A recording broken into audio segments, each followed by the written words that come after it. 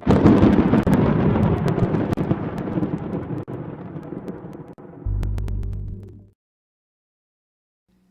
guys, welcome back to Resistance Chicks. We're your hosts, Leah and Michelle. Today is December 13th, 2020. We are now 12 days from Christmas. Yes. If you're not ready, get ready. Yes. 'Cause yes. it's coming. Merry Christmas, everyone. We've got a lot of stuff to cover today. Of Christmas, Speaking President Trump made Christmas Eve a federal holiday. If you are just joining us, if you are new to Resistance Chicks, Sunday, somewhere around the 1 to midnight time, we go live and we cover usually around, it's supposed to be around 1. It's usually right now.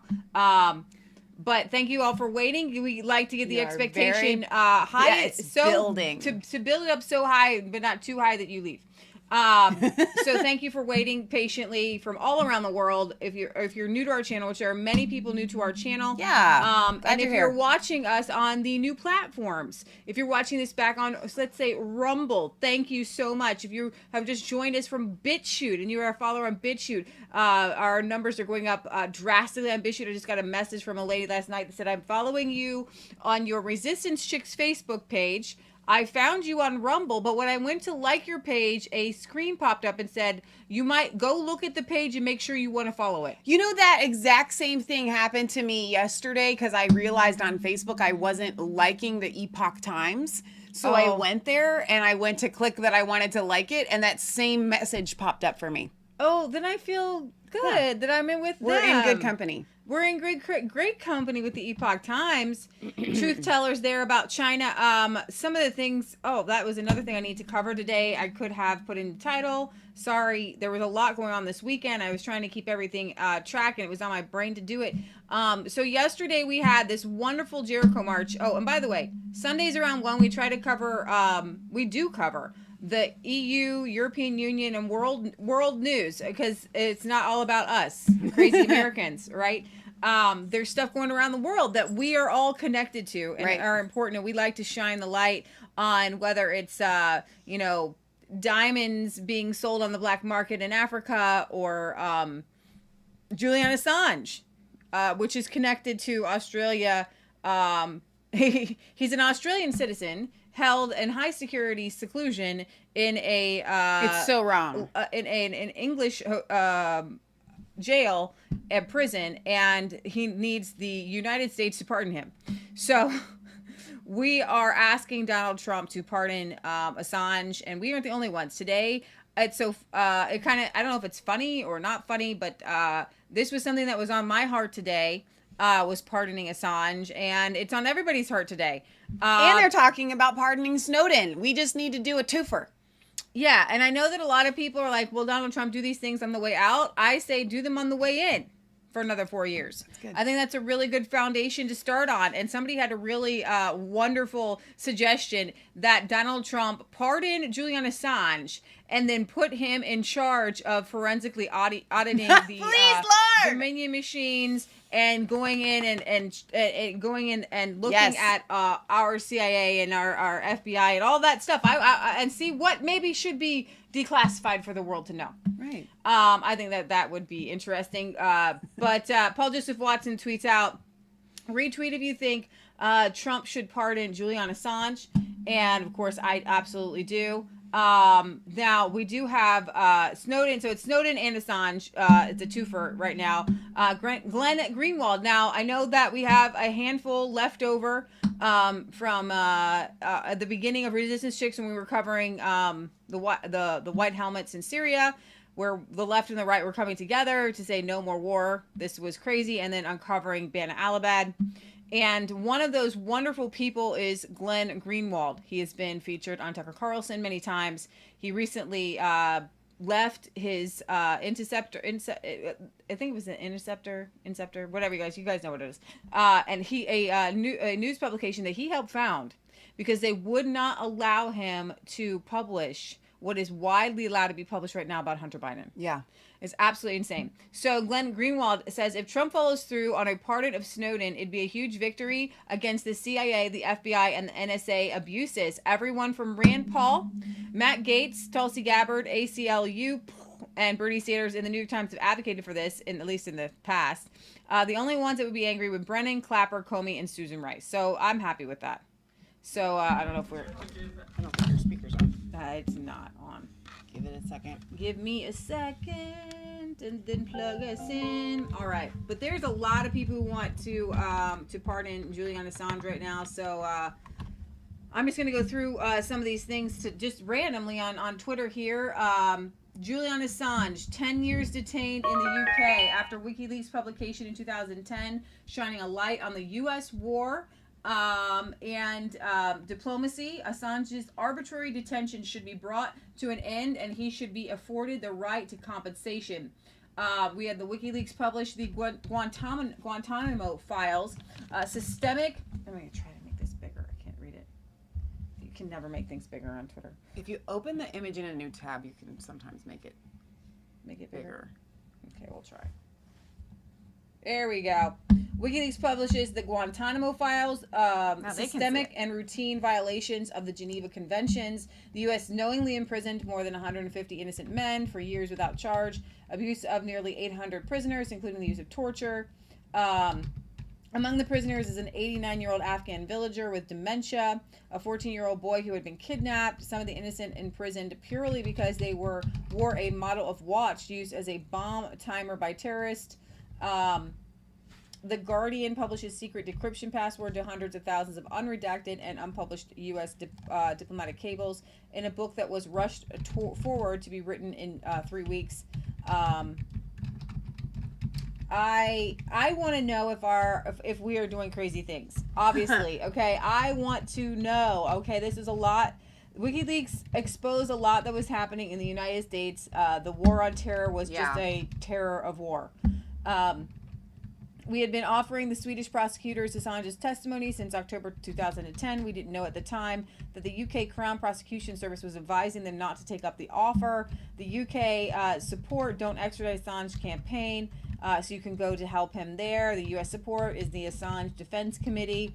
You can donate to the WikiLeaks Legal Defense Fund. So I am all for this. I am all in. Assange should be pardoned, especially when you have people like our Christopher Wray in charge, and we know that Comey is getting away with things, the CIA is getting away with things, Clapper lied to Congress, and Julian Assange did nothing, absolutely nothing wrong. Glenn Greenwald says, for those who still can't comprehend why Trump twice said he was strongly considering a pardon of Snowden, it's because, as he explains, he feels personally aggrieved by the precise abuses of power that Snowden risked his liberty to expose. Snowden, being Snowden, has used his platform to urge a pardon of Assange, which is vital for the same reasons as others. Snowden is regarded as a hero around the world because he enabled everyone to see how dangerous and lawless the deep state is. Whatever happens, Donald Trump should break the record for most pardons ever, and most importantly, he should pardon Julian Assange, Tim Cast. The only people who'd be angered by a pardon of Snowden would be the deep state operatives who have spent years buried in the security state agencies and thus believe they have the right to abuse its powers. The abuses Snowden's revealed and denounced. Every person I know who works on issues of whistleblowing, this is Greenwald again, transparency and CIA, FBI, and SA abuses knows the only chance for a pardon of Snowden or Assange, even if low, lies with Trump now because it's basically zero with Biden-Harris. Maybe it's worth thinking about why that is. That's an excellent question. Hillary hates him and Biden calls him a terrorist. Aussie MP urges Trump to pardon him. We're going to come back to that. Trump needs to pardon this man. And finally, Julian, who do you consider to be your number one enemy? Well, our number one enemy is ignorance. And I believe that is the number one enemy of everyone, is not understanding what is actually going on in the world. It's only when you start to understand that you can make effective decisions and effective plans. Now, the question is, who is promoting ignorance? Well, those organizations that try to keep things secret, and those organizations which distort true information to make it false or misrepresentative. In this latter category, it is bad media. It really is my opinion that the media in general are so bad. We would have to question whether the world wouldn't be better off without them altogether. There's some very, very fine journalists, and we work with many of them, and some fine media organisations, but the vast majority are awful and are so distortive to how the world actually is, that the result is we see wars and we see corrupt governments continue on. Yeah. One of the hopeful things that I've discovered is that nearly every war that has started in the past 50 years has been a result of media lies. Yes. The media could have stopped it. Yes. If they'd searched deep enough, if they hadn't reprinted government propaganda, they could have stopped it. But what does that mean?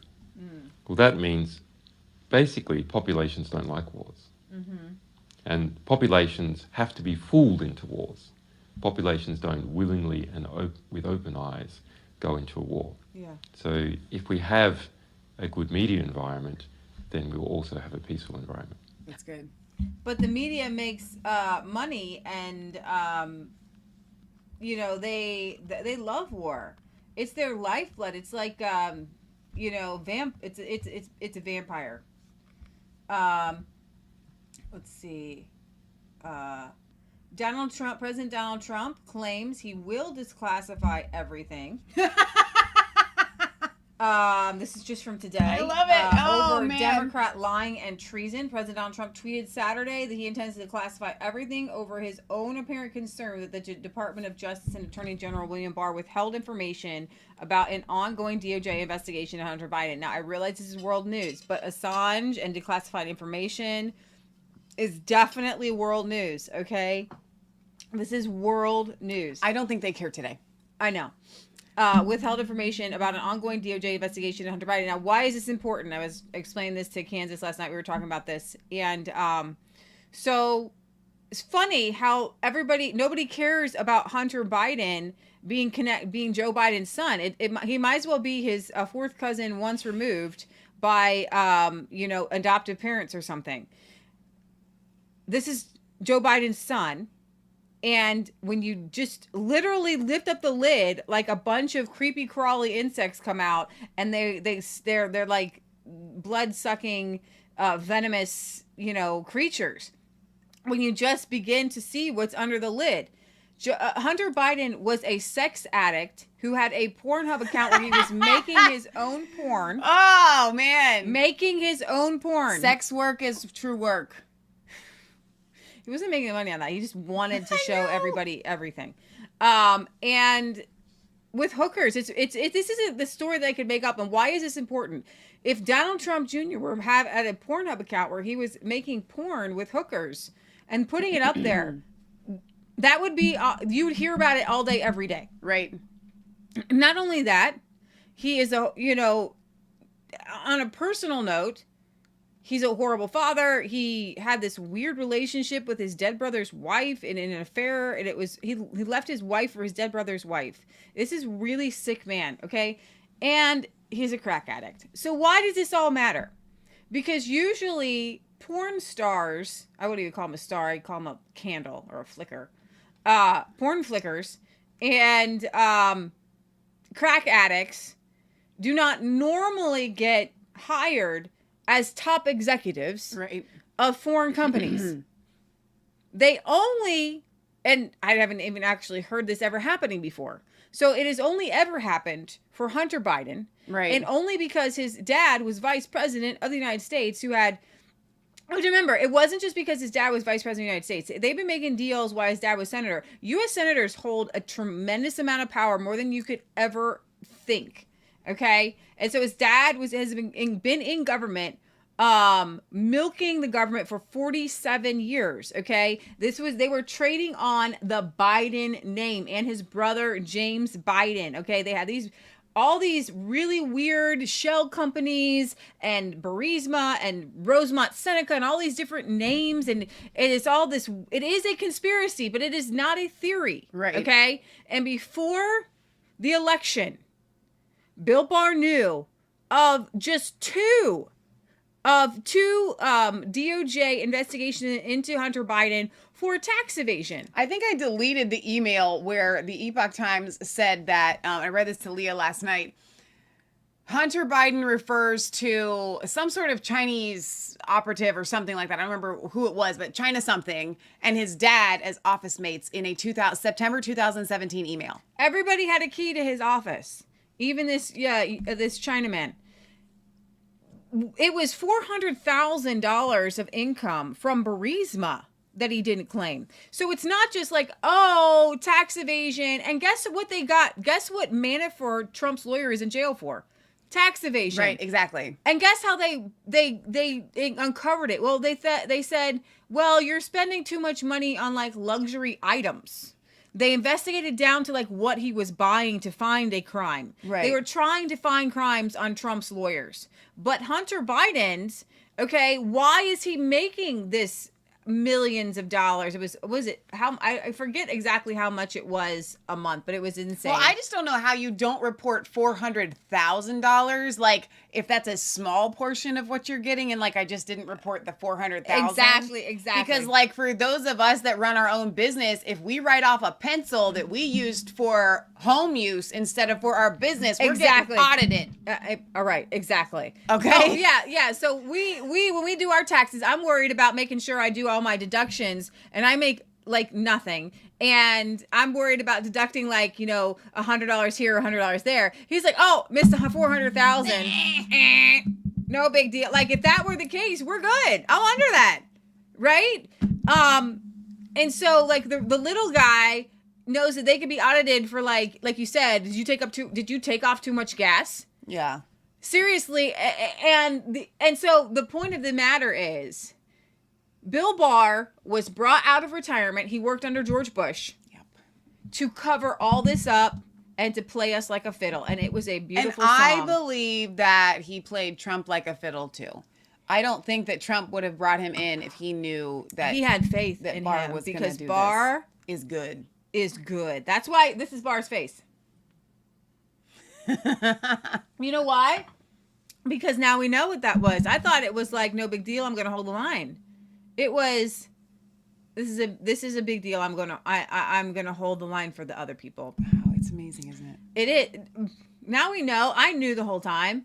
I had no faith in William Barr. Okay, hang on. Okay, you love to say stuff like that, and I'm not calling you a liar because I believe you mean it when you say it. But I sat here, and they sat here when Bill Barr would come out, and we would be like, "I love this man. He's awesome. Bill Barr's the dude." I mean, okay, well, we would play clips, okay, and you want to be hopeful, and we try to bring hope. Okay, this is what I'm trying to tell you is that like, I knew in my gut. Okay, so he from wasn't now gonna on, do though, anything. from now on, you need to actually say those things. No, because I went with you and they went with you. I didn't. I played clips of what Billy Barr did, but I wasn't the cue person to say Bill Barr is going to bring this out. No, Bill I Barr, know. no, so but we loved him. We thought he was gonna. We thought. No, I didn't. What I played was what he said.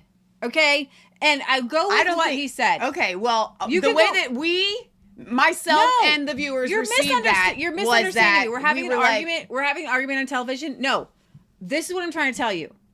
I was down with Bill Barr from day one. I thought he was the dude. I thought, like, for sure he was gonna be the guy. I believed in him every bit as much as Trump did. You're saying you didn't, but that didn't come out on the show because you have to have hope.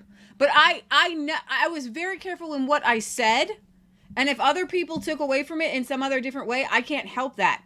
When Bill Barr would drop things like, I need to investigate the investigators, I'm going to play that. And I'm going to be like, boom, you said it. That's fantastic. But I never said he's going to do it. He's going to do it. I never went and was like, Bill Barr's the man, and he is actually going to do it. When he came out and said mail-in ballots, I'm going to play that clip. Is there anybody else on the list we all need to rethink right now? Like, how do we feel about Jim Jordan? Do you have a gut feeling about him you're not sharing with people? No, here's the thing. Jim Jordan didn't work for President Bush. Okay. I'm trying to knock people off the list that I have faith in because of what we present on the show. I never had faith in Bill Barr. Okay. Never, ever, ever had faith in him. Darn, I wish you had said something. I have. I have. Around the house, I have. I know, but I didn't pick up on any of that. I have. I thought he was I'm the not dude. gonna I be don't a have a Debbie problem Downer. confessing. Do you I want to thought spend this for whole? sure he You was want the to spend dude. this whole show going back and forth? No, I'm just being honest. Okay. Well, let me just tell you what. Okay. I never had faith in Bill Barr. Okay. Okay, that's okay. interesting. You know what? Maybe you need to follow my Twitter. Okay.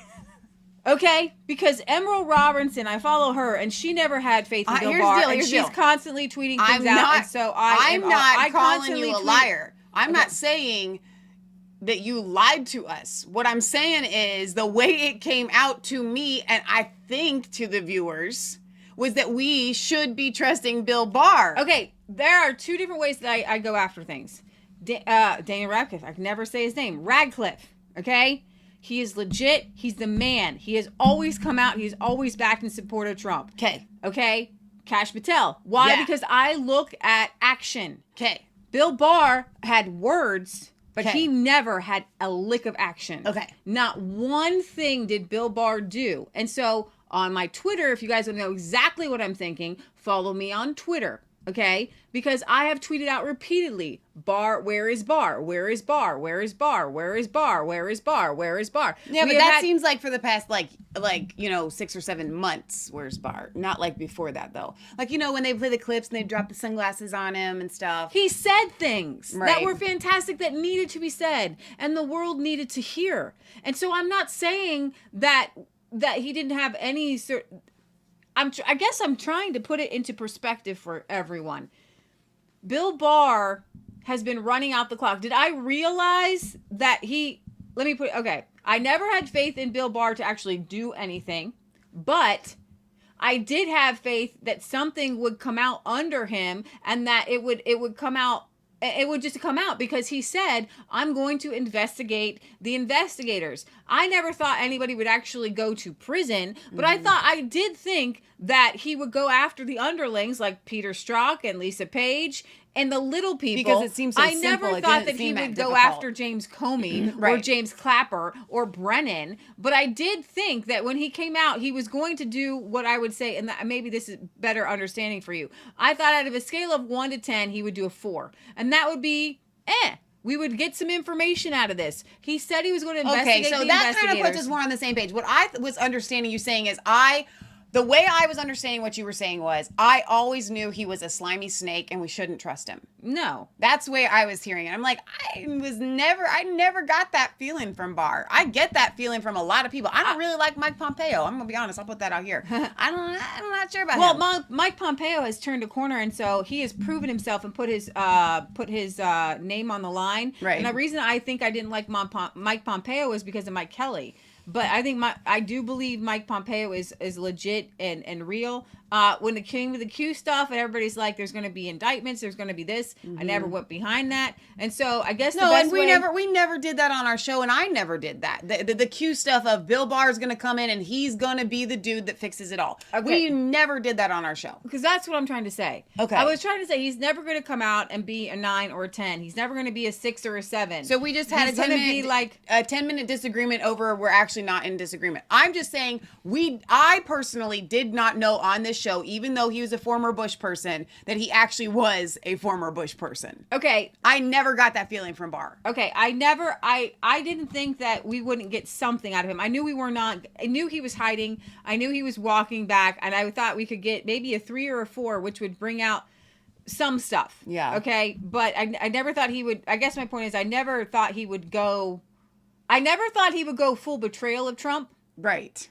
But I never thought he would go full on, hey, Sidney Powell's going to be there and clean out the DOJ. No, I don't think any of us did. Okay, Okay. so now back to this article though. Trump is literally not just threatening, he's saying he's going to do it. The only reason things haven't been declassified is because of Gina Haspel at the CIA. And here's the thing. Trump is playing these moves, and everybody, and I've heard people say, well, why doesn't Trump why aren't people in jail under Trump? And I want to scream at them, because I don't know how stupid you can be.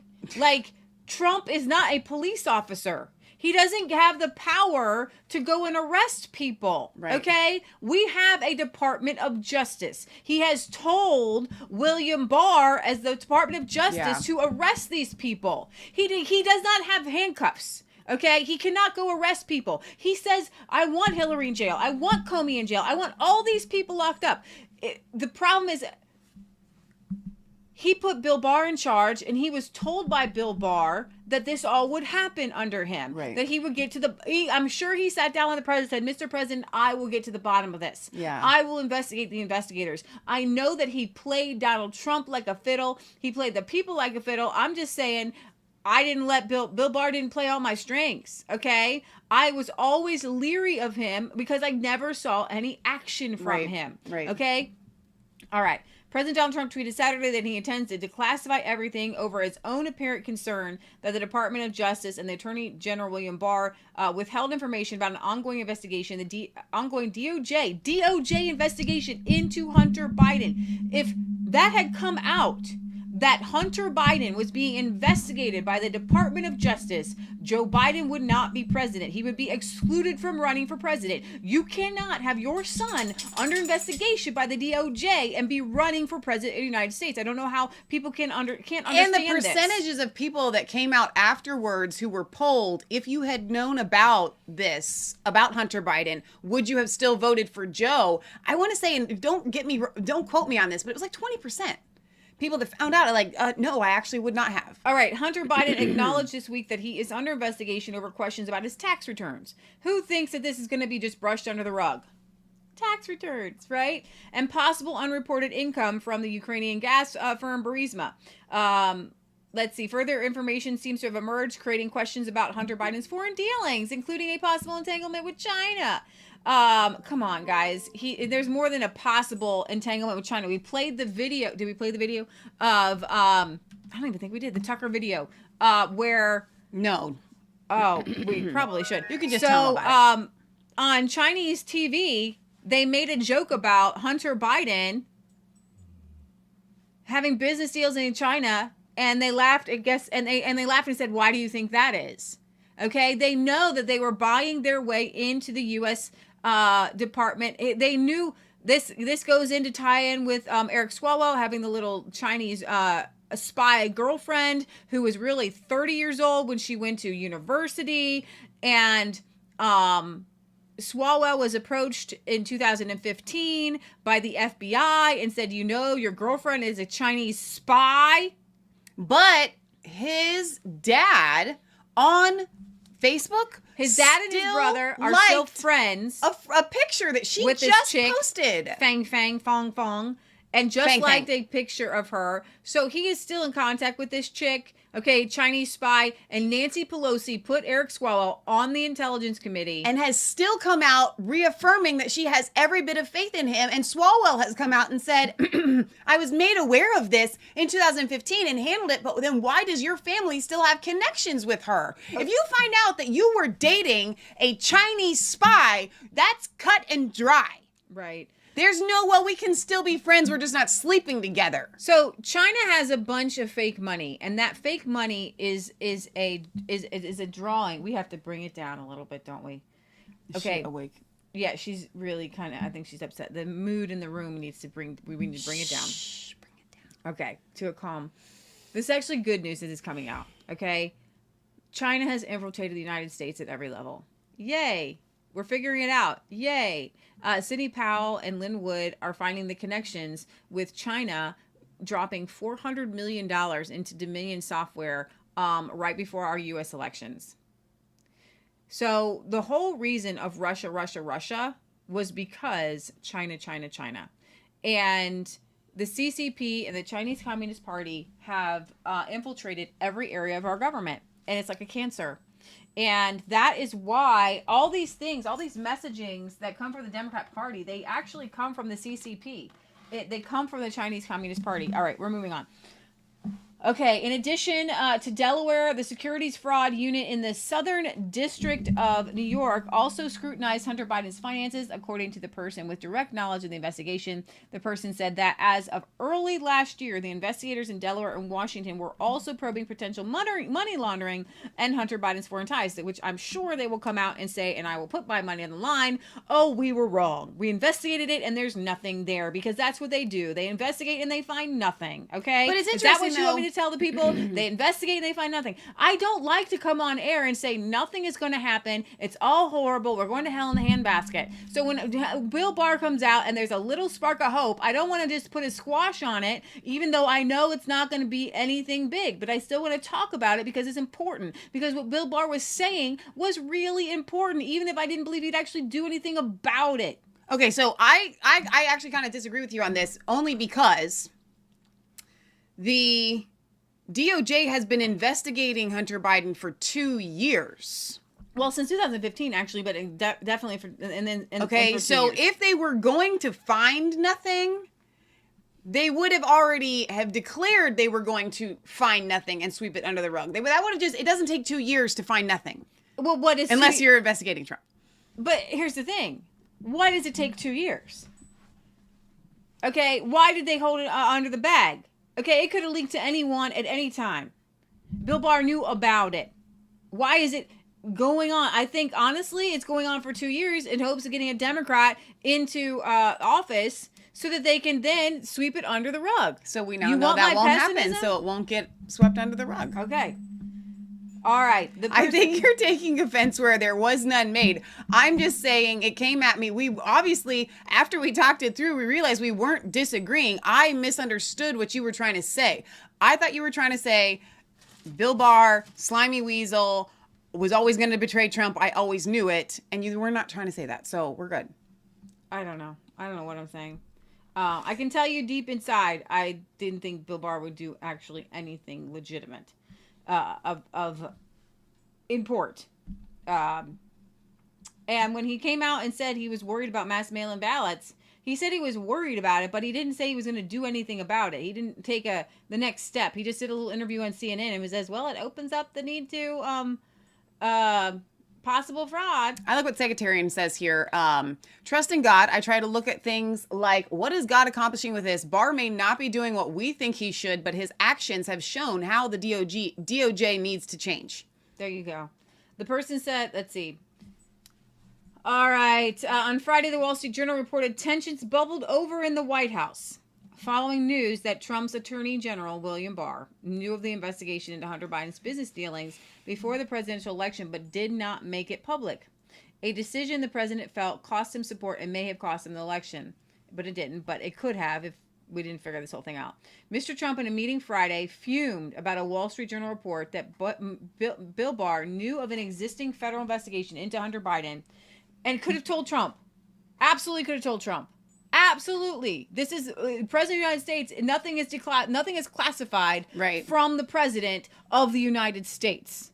Unless you are on the opposite side of the President of the United States. No, what I'm saying is that legally nothing is classified. Right, exactly. Trump if you're president, you get to know everything, every investigation, everything. Nothing is classified from the president. Plausible deniability. Okay, Mr. Barr knew of an existing federal investigation into Hunter Biden before the election, but worked to keep it from being publicly disclosed. He worked to keep it. Oh, because we don't want election interference. You know, we did on our show, we were noticing this back in September, when there was a timeline. I want to say it was the 40 days or something like that. And we were waiting, and it looked like Bill Barr was going to reveal it. And he dangled this carrot in front of us, like, I'm going to do it, I'm going to do it. And then when we passed that date and nothing happened, and then Bill Barr changed.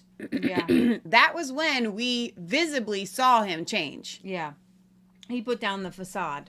Yeah. He put down the acting. We're not doing this. In the meeting, Mr. Trump contemplated firing Barr. People familiar with the conversation said, adding that it is not clear whether Trump intends to follow through. Saturday night, the president suggested that he may seek retribution against Hunter Biden and possibly Barr in a tweet storm where he pledged to declassify everything.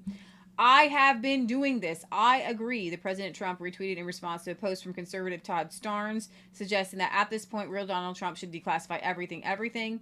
If Biden gets in, nothing will happen to Hunter or Joe. Barr will do nothing, and the new group of partisan killers coming in will quickly kill it all. Same thing with Durham. We caught them cold, spying, treason, and more. The hard part, but justice took too long. We'll be dead on DOA, he said, referring to the concerns that U.S. Attorney John Durham will not be able to conclude his investigation into whether the Obama administration kickstarted a probe into connections between the Trump 2016 campaign and the Russian officials to form a political retribution before Joe She's Biden. chewing on a piece of wood.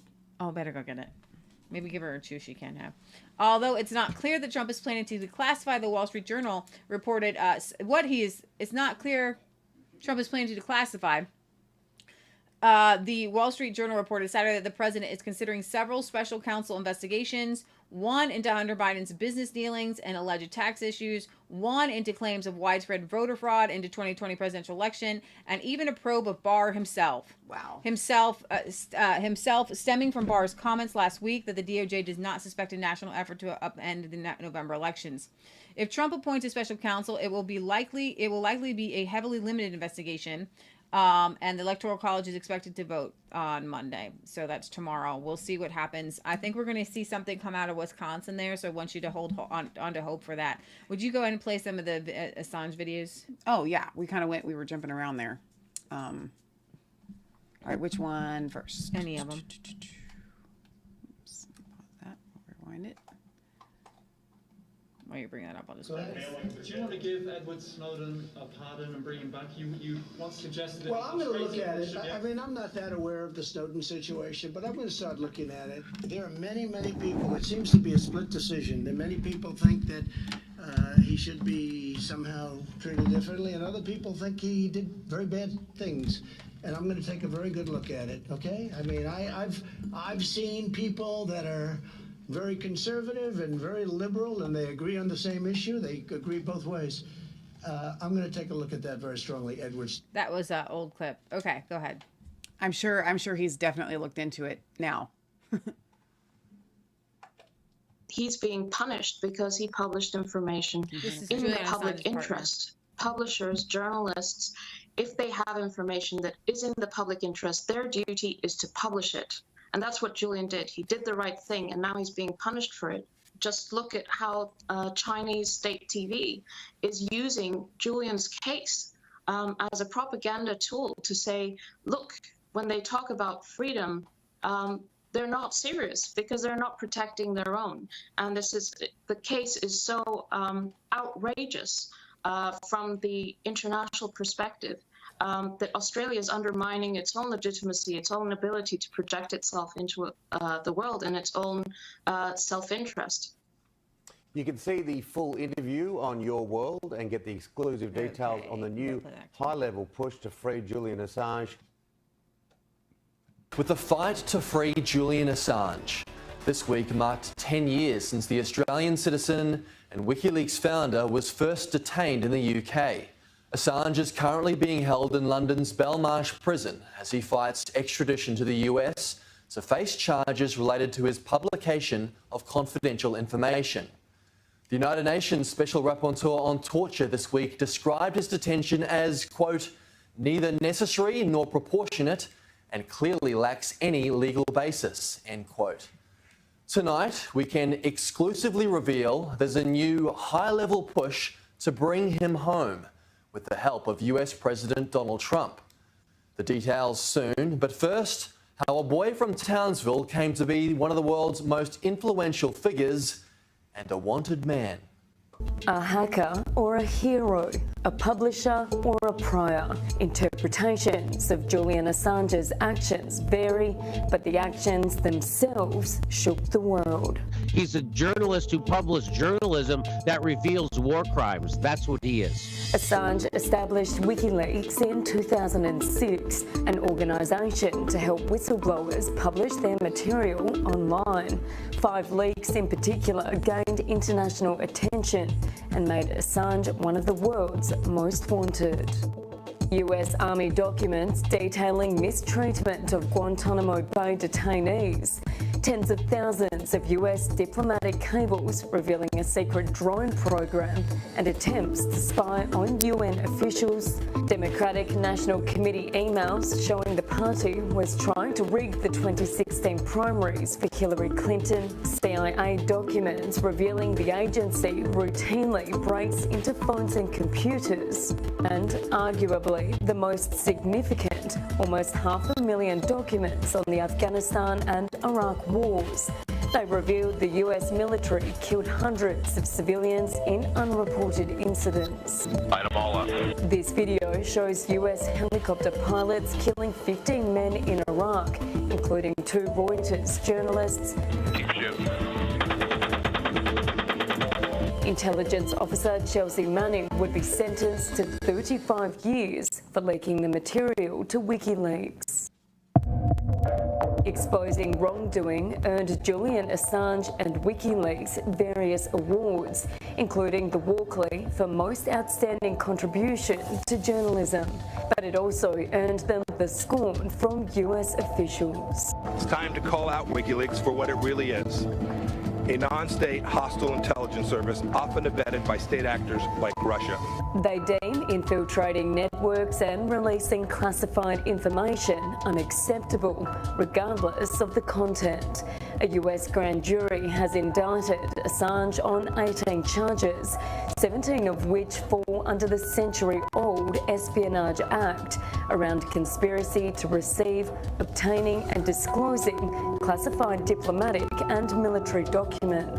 Assange is now facing extradition from the UK to the US, where he could face a 175-year prison sentence. The US should be dropping all charges that relate to the publishing of information by WikiLeaks, and we think that this sends a terrible message to press freedom all around the world. Journalists shouldn't be going to prison simply for releasing or making disclosures that are clearly in the public interest. And the thing that's crazy is that the entire Western world isn't up in arms over this. This is the kind of stuff they say dictators do. This is the kind of stuff they say Saudi Arabia does and Putin does. This is the stuff that the UK and the United States are doing right now. What are they doing? They're persecuting a journalist for exposing crimes of her government. Just close that out. And then there's one more. To take the tools of oppression used to... Not that one. Oh, you're missing one. I see that. We'll get it. I don't know if it's this one. Be freed with the help of Donald Trump. National Party MP George Christensen is leading a new campaign to have President Trump pardon Assange before he leaves office. He's created this website, which includes A letter directed to the president and an e-petition users can sign, which will be sent to the White House.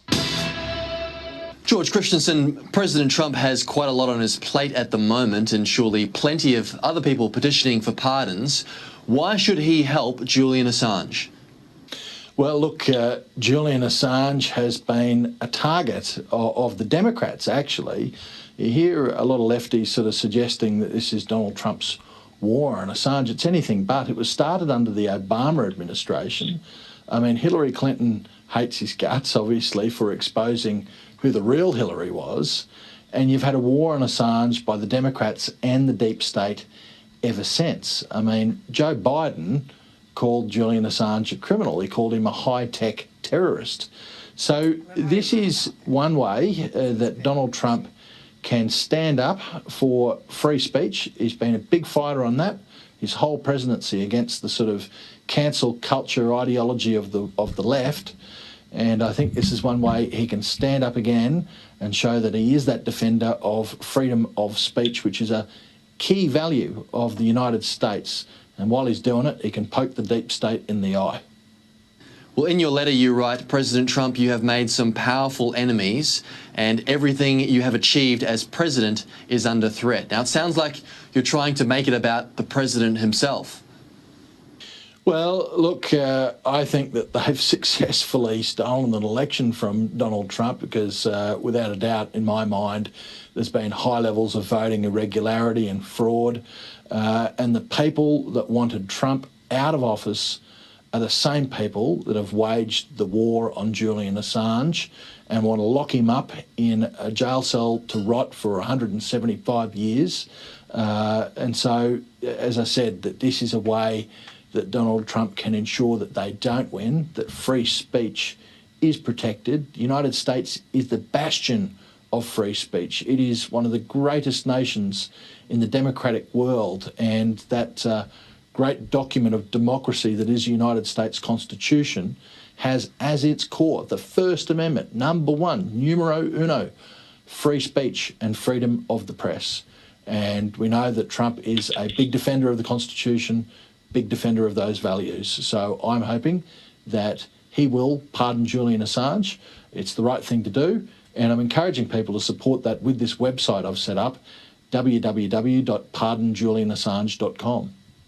So everybody go there. That's awesome. And we definitely want to see Julian Assange pardoned. So, Donald Trump pardoned everything. I think that the fact that this is coming up right now is not a coincidence. And I don't think it's a running down of the clock of, if, Trump pardons Assange, then that means he thinks he's going to be leaving office. Right. I don't think that that's it at all. I think that it's actually perfect timing. So, in addition, Oliver Stone, filmmaker Oliver Stone, he made the Snowden movie. He recently called for the president to pardon whatever that picture is as you scroll it up. Assange and Edward Snowden, without whom we wouldn't know about the intrusive government surveillance programs and the U.S. aggressive drone strike program. Even longtime Assange friend and previously a rumored ex-girlfriend Pamela Anderson, that was probably her, has become creative in her direct appeals to Trump, tagging the president in a Twitter post featuring her stripped down and holding a sign, bring Assange home. So we're going to skip that one. But there you go. We want to bring Assange. We want Assange to go home. So I have a question. So I understand that he's facing extradition here to the United States. Mm-hmm. What has not been made clear to us at all, I think, is on what grounds is the UK holding Assange in jail? Like, what grounds do they have in the UK to be holding him in jail? Okay, so it's a really long, sticky story, but it's one of those things where they're holding him. He's supposed to be extradited to the United States, and there are appeals and stuff happening to get him to go to the United States. I don't think the UK has a dog in the fight at this point. They did. Assange is held up in the Ecuadorian embassy, and it was supposedly under some sort of rape charge in Sweden. Right, but that's not where we're at right now. And so what I'm saying is something happened in the UK that wasn't exactly on the up and up. They just did it. Yeah. We're just holding him in jail, and we're going to file whatever papers. Because they have an extradition we need to file extradition treaty with the United States. I know. I'm just saying, I don't think that it's exactly as firm as, like, you can't just indefinitely hold someone in jail while appeals go back and forth for years and years and years and years and years for the rest of their life. Like, this is not how any kind of justice works, is my point. I think it's not right what is happening. Justice should be swift. Justice has to be swift. It can't just keep going on. Like, so this could essentially hold, at this rate, because there's no cap on it, because there's no law, because there's no nothing, they could hold him in limbo in this prison for 35 years until he died while things went back and forth and back and forth and back and forth and back and forth. He can't be extradited to the United States because they have a rule that they can't extradite people to the United States who have a death penalty. Two countries have a death penalty, so it's a tricky situation. That's what I'm saying. This whole thing, it just doesn't even... It doesn't add up. You're right. All right, so this is kind of weird. EU super trawlers ravaged British waters ahead of Brexit, killed dolphins, porpoises, and seals. Oh, for crying out loud. A surge of industrial super trawlers from the EU are devastating British territorial waters, including marine protected areas, as a no-deal Brexit which would see the country reclaim its fisheries looms. While Britain technically left the European Union at the beginning of 2020, it has, for all practical purposes, remained a member, minus its voting rights, during a year-long transition period in which the UK and EU trade agreement was supposed to be negotiated. Now, that was supposed to end today, but we're going to extend that even farther. She's got a dog toy that she just got the thing out of. Okay, what are we doing? You're done with that one. That one went under the table. All right. So this means that Britain has actually remained subject to the bloc's so-called common fisheries policy, which treats national fisheries as so-called common resources. The CFP has seen tens of thousands of jobs and over half of the boats in the British fishing industry destroyed. And as Brussels has allocated the lion's share of Britain's fish to the rest of the EU. But with a UK-EU deal looking increasingly remote, in large part because the EU is insisting any deal must include a significant amount of continued control over Britain's fisheries, the ride may finally be coming to an end. It is possible. This has apparently prompted a last hurrah by the continent's giant factory ships. And that's not what fishing should be about. Fishing should be local. It should be small fishing boats, and anything industrial size is damaging to the environment. And this is all you have to know about the EU and climate change. They want giant industrial size fisheries. They want a giant industrial size farms. They don't want small farms. They want industrial size farms with big machinery that take gas. Okay, you're never going to get your solar powered, huge combines. Okay, they are making a mockery of us. Yeah. And the world. Okay, because on the one hand, you would have environmentalists saying, hey, maybe we shouldn't capture the dolphins and the seals and grind them up for dog food. Or as they go through these British waters, the next couple weeks, you see dead dolphins up on the shore. Right. Okay? And you don't have that with the small UK or even French fishing boats. They don't trawl the whole ocean and capture everything. Barry says, Michelle and Leah, the EU super trawlers are all Dutch boats. And I have heard that the Netherlands they don't even care. It's very interesting. The Netherlands all about wind power and things like that. But when it comes to fishing, they would rather capture all the fish from the ocean and have no fish left ever. And it's absolutely the UK actually is more environmental on the fisheries. Maybe that's where Boris Johnson is coming in on, because he's super green person. Maybe he does have a heart. I don't know. I don't think so. Okay. Anglo-Saxon says super trawlers should be banned. Full stop. It's so destructive. Barry says, Michelle, the Dutch boats also use massive pulse fishing electronic equipment to electrocute the fish. Are you kidding me? That's pretty sad. That doesn't even sound okay. That doesn't sound like that's, that's awful. Icewater says the Japanese dragnet the Pacific. And again, to reiterate for our, maybe I'm a middle American, ignorant, I don't know what I would call myself, but fisheries and waters and all of that were not on my radar until we started doing Resistance Chicks. Yeah. I never thought about it, and it's so huge. All right, it's massive. So why don't you bring up some of Nigel Farage's tweets there, and I'll read some of his tweets. So no deal is the only way Johnson can keep his election promises. I don't believe he will do it. This is all a charade. Once again, the can has been kicked down the road. Nigel Farage tweeted out this BBC article that Brexit trade talks UK and EU to go the extra mile for a trade deal. In a joint statement, Boris Johnson and President Ursula von der Leyen said it was responsible at this point to go the extra mile. The pair discussed major unresolved topics during their call. How much more talking can be done? I don't know. How much more talking can be done? No more. You either... oh wait, hang on. I've got sound playing here. Sorry, guys. Poop or get off the pot. Exactly.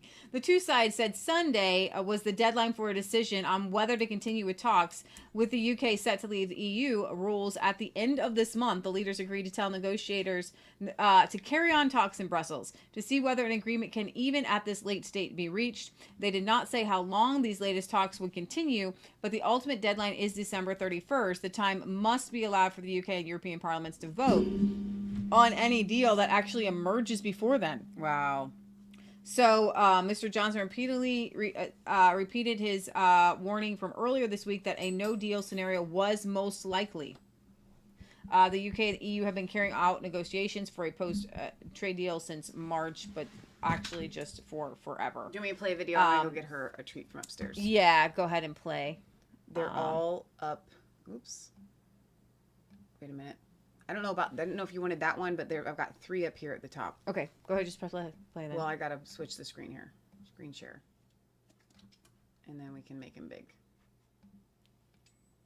And then you can just go from tab to tab. The signs over the course of the last few days. We've agreed, according to Mr. Barnier, that we'll stay part of the European Human Rights Convention under the European Court of Human Rights in Strasbourg. Strong indications we're going to stay part of the European arrest warrant under a Romanian EU prosecutor. And now Michael Gove tells us we should celebrate that there won't be tariffs inside the United Kingdom, and we're going to see EU officials in Northern Ireland. And I think all I can see is a British Prime Minister playing tough. But in the end, I think we're going to sign up to pretty much what he agreed to in that new EU treaty. And that means, yep, it's Brexit. But in many areas, sadly, I fear it's going to be Brexit in name only. So just to be absolutely clear, you are backing no deal? No deal is better than a bad deal, and the withdrawal agreement, as it's written, is not good for Britain. It doesn't leave us economically free enough. Yay. I don't know what they can pull out of their hats. I honestly don't know, but we'll see. I just don't know what the appetite is in the British public to keep this endless battle going on. I mean, for 4.5 years, a Conservative government has had the job of getting Brexit done, and they failed pretty miserably. We now face, of course, a new administration, by the looks of it, coming in America. Is there a public appetite to keep these battles going on? I just don't know. I hope and pray. I hope and pray too, Nigel.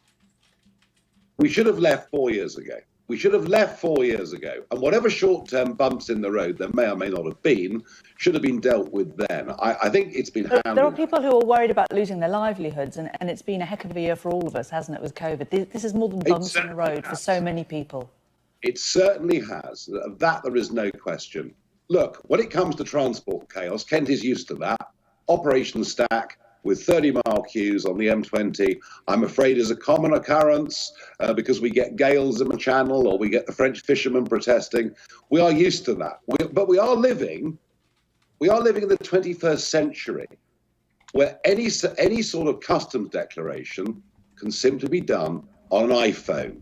You can see that on the American-Canadian border. It's not that difficult.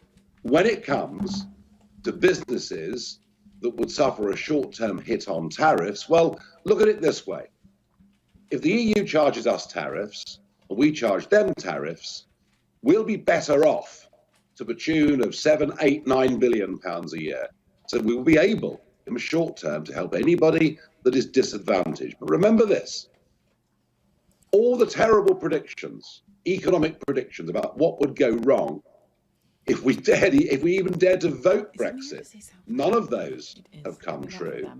Any short-term problem is, of course, dwarfed anyway by the pandemic. And by being free of the single market, by being able to set our own regulation, I'm 100% confident that that's the path to a more prosperous Britain in the next few years. Speaking of prosperous... I have something funny to share. Okay. So I come back downstairs and I was pulling up the chat because when we make it big like that, I can't see the chat anymore. So I pulled it up on my phone. And when I did that, I look and I saw that I had a text message from our best friend to our other best friend who says, I don't know what's happening. I just think it's really funny that my mom just texted me, Michelle and Leah are having an argument on their show.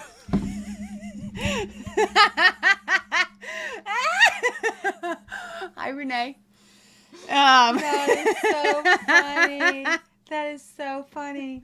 Oh my gosh. Oh my gosh. That's really good. That's great. All right. So, Bin Laden's right-hand man is back walking on the streets of Britain after being released from U.S. prison because he's too fat. What?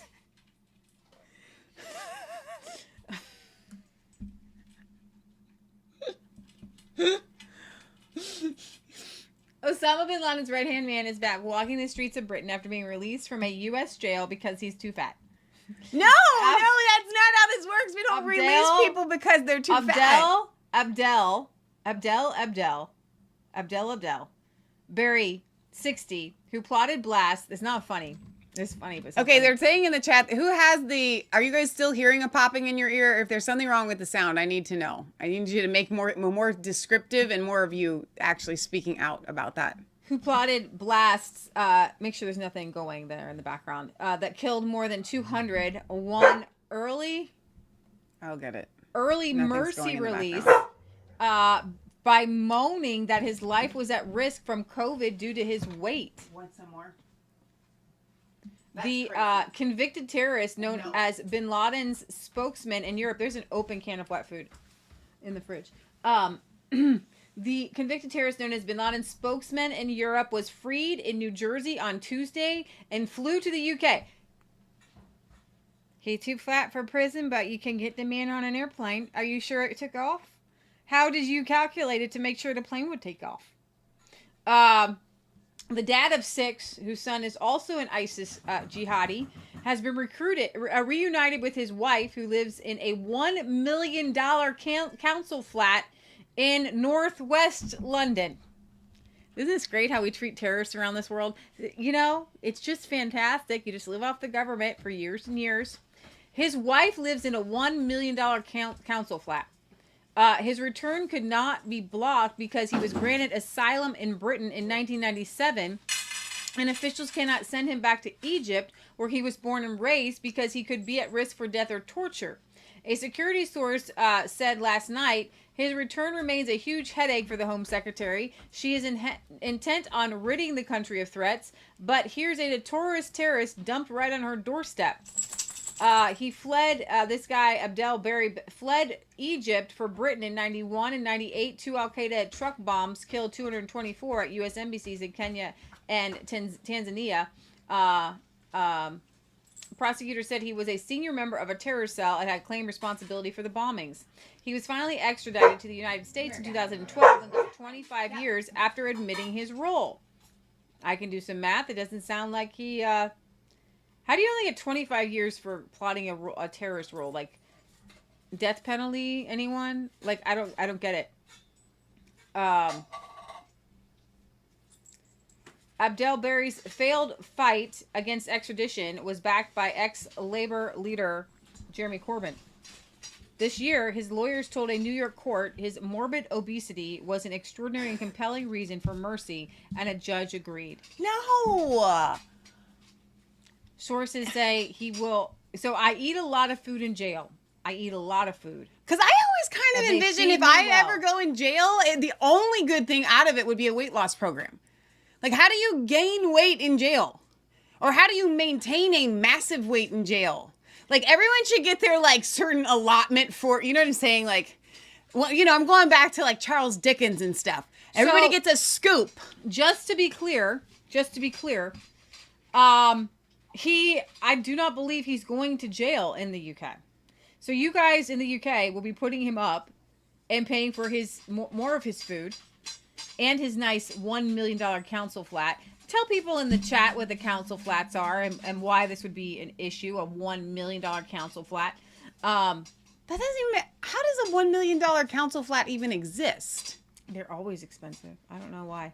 But if you guys are in the UK, explain to us all what a $1 million council flat, his wife living in a $1 million council flat means. And from what I understand, it's government housing, but like $1 million. No, that's what I'm saying. That shouldn't be. Yeah. That's not a thing. So Nigel Farage had tweeted that out. He had said, for 10 years now, conservative governments have told us they will protect us from terrorists. So why is this a man allowed to even come to the UK, let alone stay here and be paid? You can't. He's not getting a job. You can't stay here, or you don't have to go home, but you can't stay here. Like, that's, if they're gonna let him out of prison, he at least has to go somewhere else. Council estates are our equivalent of your projects. But how do you have $1 million council flat? That's no. Yeah. All flats in London are around $1 million. So it's the location that we're talking, because he wants to stay in London. They actually His wife is living in a $1 million council flat right now, and he's going to go live with her, right? Oh my gosh. All right. Brexit warning: any Brexit deal puts Boris at risk from ERG and Nigel Farage, says expert. Okay. Any Brexit deal which Boris Johnson signs, the UK up for now, will put him at significant risk, both for hardliners within his own party and the likes of Nigel Farage, a political analyst, has said. And Mark Littlewood, a director general of the Institute of Economic Affairs, has warned that the prime minister he risks looking less like Winston Churchill and more like his hero's predecessor, Neville Chamberlain, with less than 3 weeks to go before the end of the transition period, and the prospects of a deal appear to be receding. Mr. Johnson met, we talked about that, and they have pledged to keep it going. Despite the public proclamations of confidence in the PM by MPs such as former Tory leader Ian Duncan Smith and John Redwood, both members of the Eurosceptic European Research Group, the ERG, Mr. Littlewood told Express UK it was common knowledge that there was considerable anxiety about what might happen in the next few days. He added, I think two things would happen if we did a deal which heavily compromises British sovereignty over regulations and how they are policed. First, the ERG would most decidedly gear up again. They are designed to be a safety valve when the government is going off the rails. The other thing is Nigel Farage. If the swath of people who are keen to get this resolved feel that the resolution is not what they supported or voted for, then the Prime Minister does not really have a problem with his backbenches. He has a problem with a large number of people potentially saying that Brexit has not been completed and delivered and done and will need a further retreat from whatever treaty he has brought home. Mr. Littlewood continued, I think if there were to be a treaty brought home by the Prime Minister, it is very unlikely that that would be the final word on the future relationship with the EU. The likelihood is that a deal is sufficiently unpopular with a large number of Brexiteers that the new debate would be that we should rescind this trade deal. I think if he does come back with a piece of paper, it will have more echoes of Neville Chamberlain than Winston Churchill. Explaining the reasoning of Brexiteers who feared a capitulation, he said, you have got to bear in mind how much time and effort they have put into getting to this stage. This would be like throwing away a 3-goal lead in the last minute of a football match. Soccer. If suddenly a deal is struck that causes significant incursions into British sovereignty. It does seem to me that were a deal to be struck now, the sort of deal that is acceptable to Ursula von der Leyen is very likely not acceptable to one wing of conservative backbenchers. So there were currently 3 sticking points, of which the fisheries was the most trivial. He said, I've got every sympathy for the British fishing industry, but it is a very, very small part of the overall economy. If we don't get a good deal on fish, we could give handouts to fishermen by way of an apology. But the big ones, which does seem why a deal has not been struck, are what is the definition of a level playing field and who is going to police it? Deploying the soccer analogy, keen Southampton FC fan Mr. Littlewood said, I am increasingly skeptical about the EU's demands for a so-called level playing field because they don't want a level playing field. They want you to be able to field a team with fit players to play against them. That's not a level playing field. That's fixing the match. It's like being told to play at Old Trafford or Anfield every week and then told you can't play your best centre forward because he's just too good. And of course, when it comes to policies, who polices it, that also rather lends itself to a football analogy because it's a question of who the referee is. Nevertheless, Mr. Littlewood conceded that, at least for now, Mr. Johnson deserves the benefit of the doubt, and I don't really think so. But I'm going to throw in my hat in the ring, my little British hat that's hanging over on the lampstand. They don't have much time. You only have a couple weeks. This reminds me, I really you don't have much time. Okay? you only have a couple of weeks, and that has to get through Parliament. And But do they have a couple weeks? Because I thought it was supposed to be over today. They were supposed to end their trade talks today, and Yes. then the last day is supposedly the 31st of Okay. December. Now, the only thing I can see is that if he goes to Parliament to get another extension. So what I understand, he would need to go to Parliament to get another extension. Okay. Okay. Now, I can't imagine the MPs voting in favor of that. Okay. Unless Boris is trying to come up with, honestly, I think Boris is trying to come up with another way to get an extension, like a literal legal extension. And that would, I think all Hades would just break loose on that, right? And so his only option is to bring a deal, and a deal quick, because it has to go through Parliament, and Parliament has to debate it, and then they have to vote on it, and it would have to pass Parliament. So I think you're actually in a very good position right now for a no deal Brexit. So I have the answer. Didn't you? I love the hat. We're all going to have to get out the muskets on this side of the pond and on that side of the pond. And we're fighting the same enemy. So it won't just be civil war that breaks out in the UK over this, or a civil war that breaks out in the US over the election, right? It's going to be a combined event, and maybe we'll send some of our guys to fight with you. You can send some of your guys to fight with us. It'll be fine. We have allies. YouTube. Just kidding, YouTube. All right. They're telling me on these council flats that they're just disgusting rat holes for $1 million. So if that's, or £1 million, if that is the case, like if you legit have a place where you're sending your poorest of poor to live, you know, someone said a broom closet was like, you know, £250,000, okay, in London. Then what you do is you don't have government housing in London. You just tell the person, listen, you can either live here in London in $1 million flat, or I will give you, you know, £150,000 to have a house in some, you know, in Yorkshire somewhere, right? Like that seems to be the easiest thing to do. I mean, it's still government. It's still government. It's still socialism. I'm just saying, like, well, I I would think take. at this point the government has already bought it, so it's like no skin off their back. So to buy another one would be even more money. If it's $1 million flat and they were to sell it for $1 million, the government could sell it for $1 million. Heck, how many of those people living in these $1 million council flats would be like, I'll take the mill and go somewhere else. Sell the flat. Yeah. So the NHS, the video is set to private. Charities Together has raised eyebrows with distributing an advertisement. Do we have any more wet food? Yeah, there's tons of cans. Because upstairs. Sailor's hungry. Did you bring down the whole can? There's 2 cans on the. I'm gonna get some more. We're having a moment of the munchies right now with the dogs. So where's the picture? They took it down. They put up the NHS the NHS Charities Together. And you guys don't know the NHS is the National Health Service. They did an advertisement for raising money with Santa with COVID, where he can't breathe and he's on oxygen. What?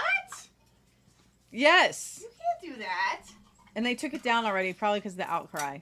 Well, and it was just there like an hour ago. I was going to show it to you, but now I can't. It's so stupid.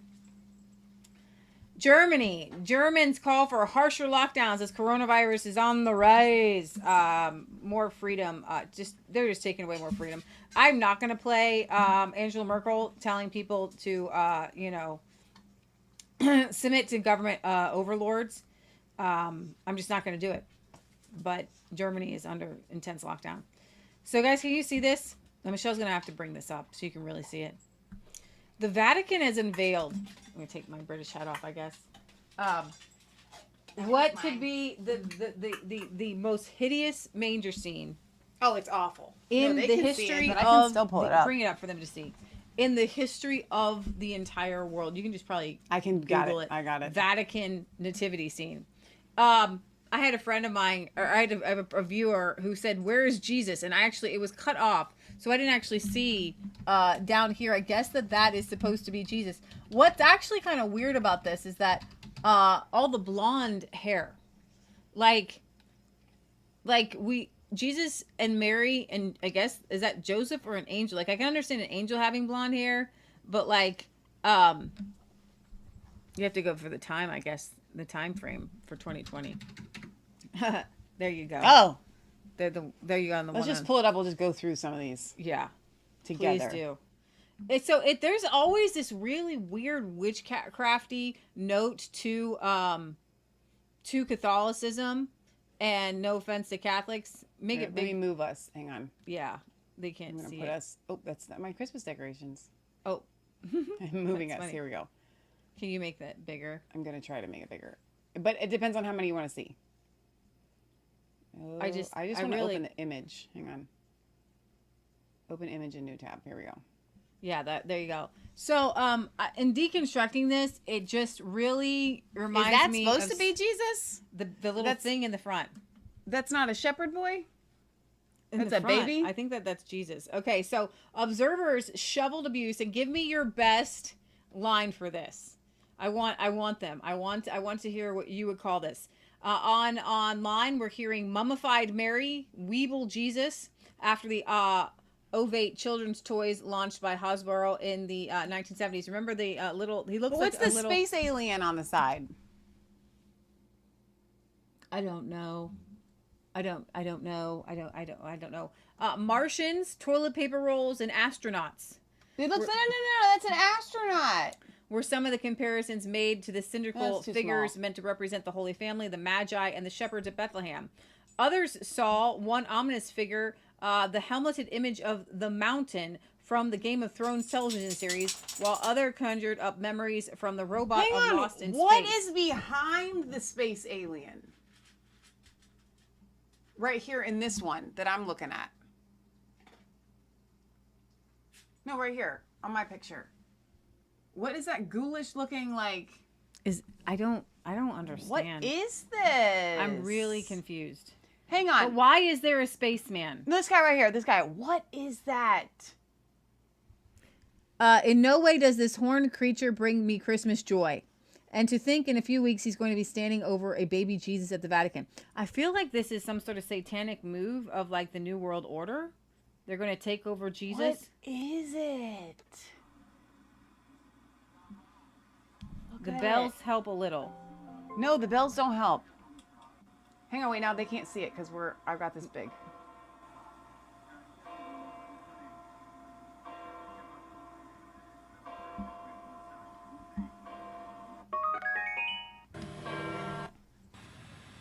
I don't really have any words.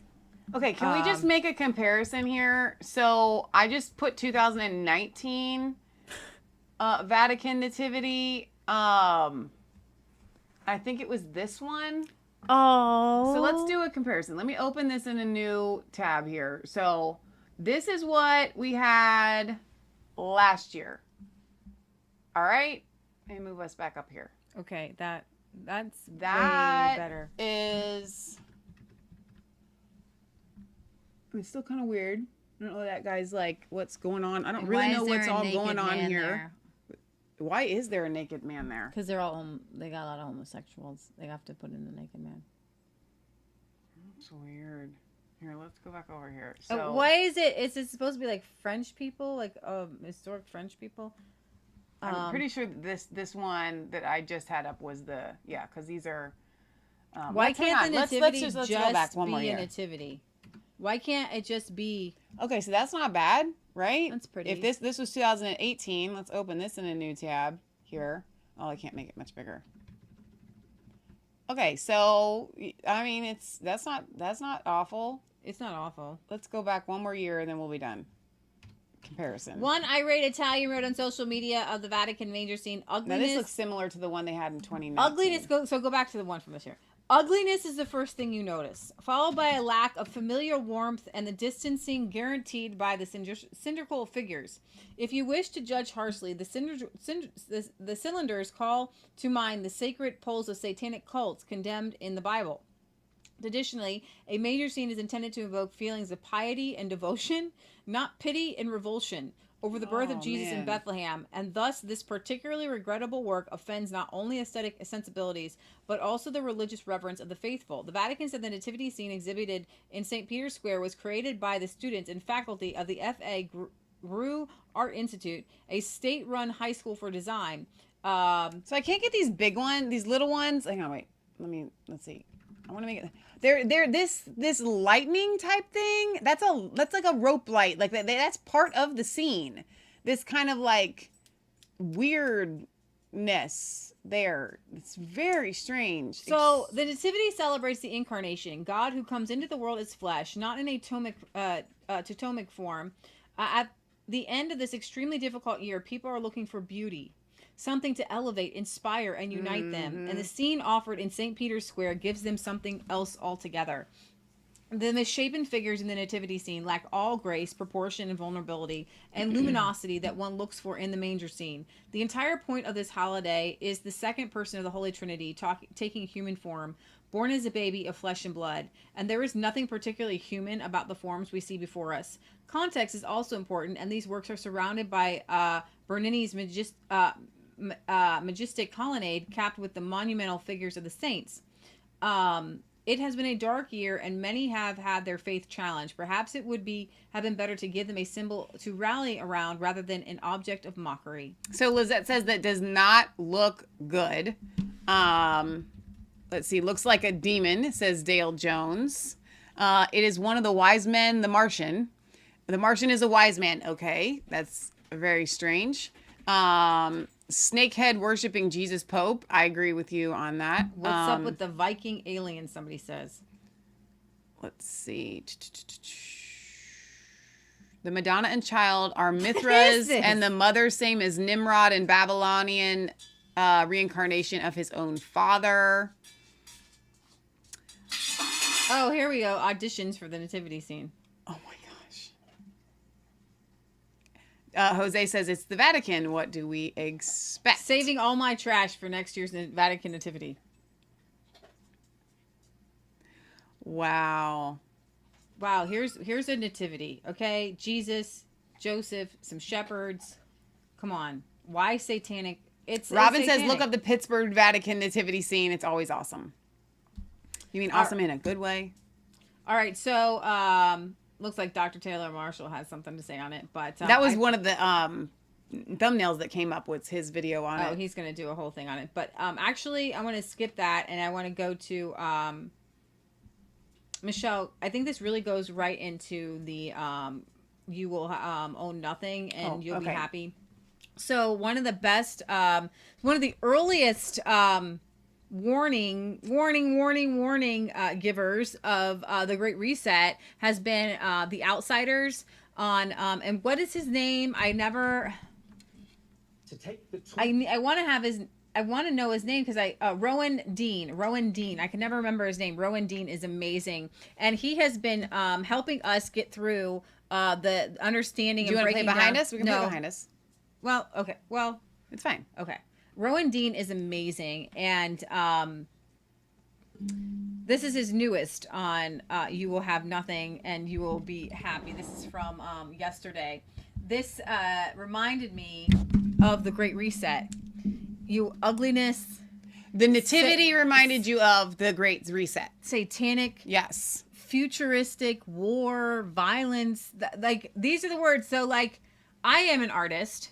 I'm an artist. Ish. I love to paint. I love oil paints. And I love paintings. I love beautiful works of art. Somebody sent us George Washington crossing the Delaware. It is one of the most amazing works of art ever. It is realistic. It evokes an emotion. You feel something with looking at it. Okay? Art is designed to make you feel something because a picture should say 1,000 words is what they say, and it's true. I have been in some of the most amazing art galleries in Russia and have seen what real artistry looks like.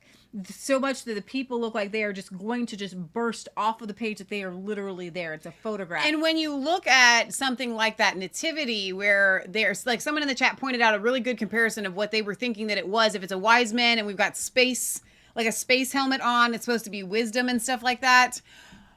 For people to want to come out and say, no, I think it's great, those people are the ones that are saying, no, I can see the king's new clothes. Yeah. Oh, it's perfectly just like that. Like, I love to go to art museums that have real art, valued art. And I can look at art and I can break it apart. And I love to look for the intricacies, because artists always leave something special for you to pick out. And it's almost like a Where's Waldo, but like for intelligent people.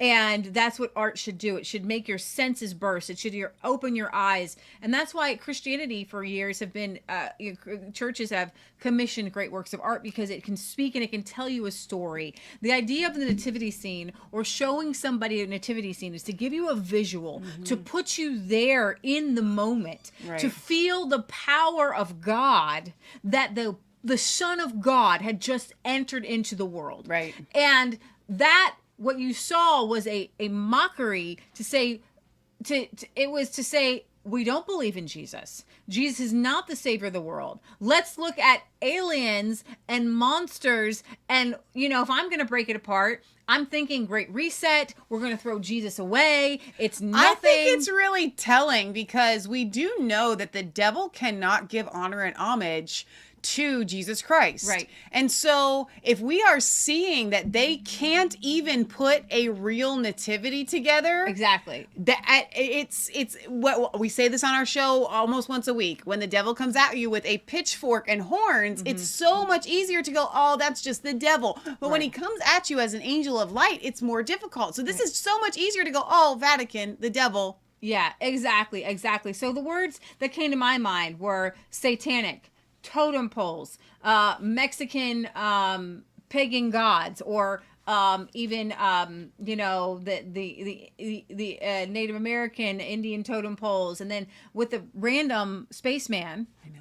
Like, well, I don't think that's random though, because if you'll watch Kansas Cowboys NASA video, exactly, you see Satanism all up, and that's why we're not behind Trump's space program. Somebody should definitely break that down, because there's always in those kinds.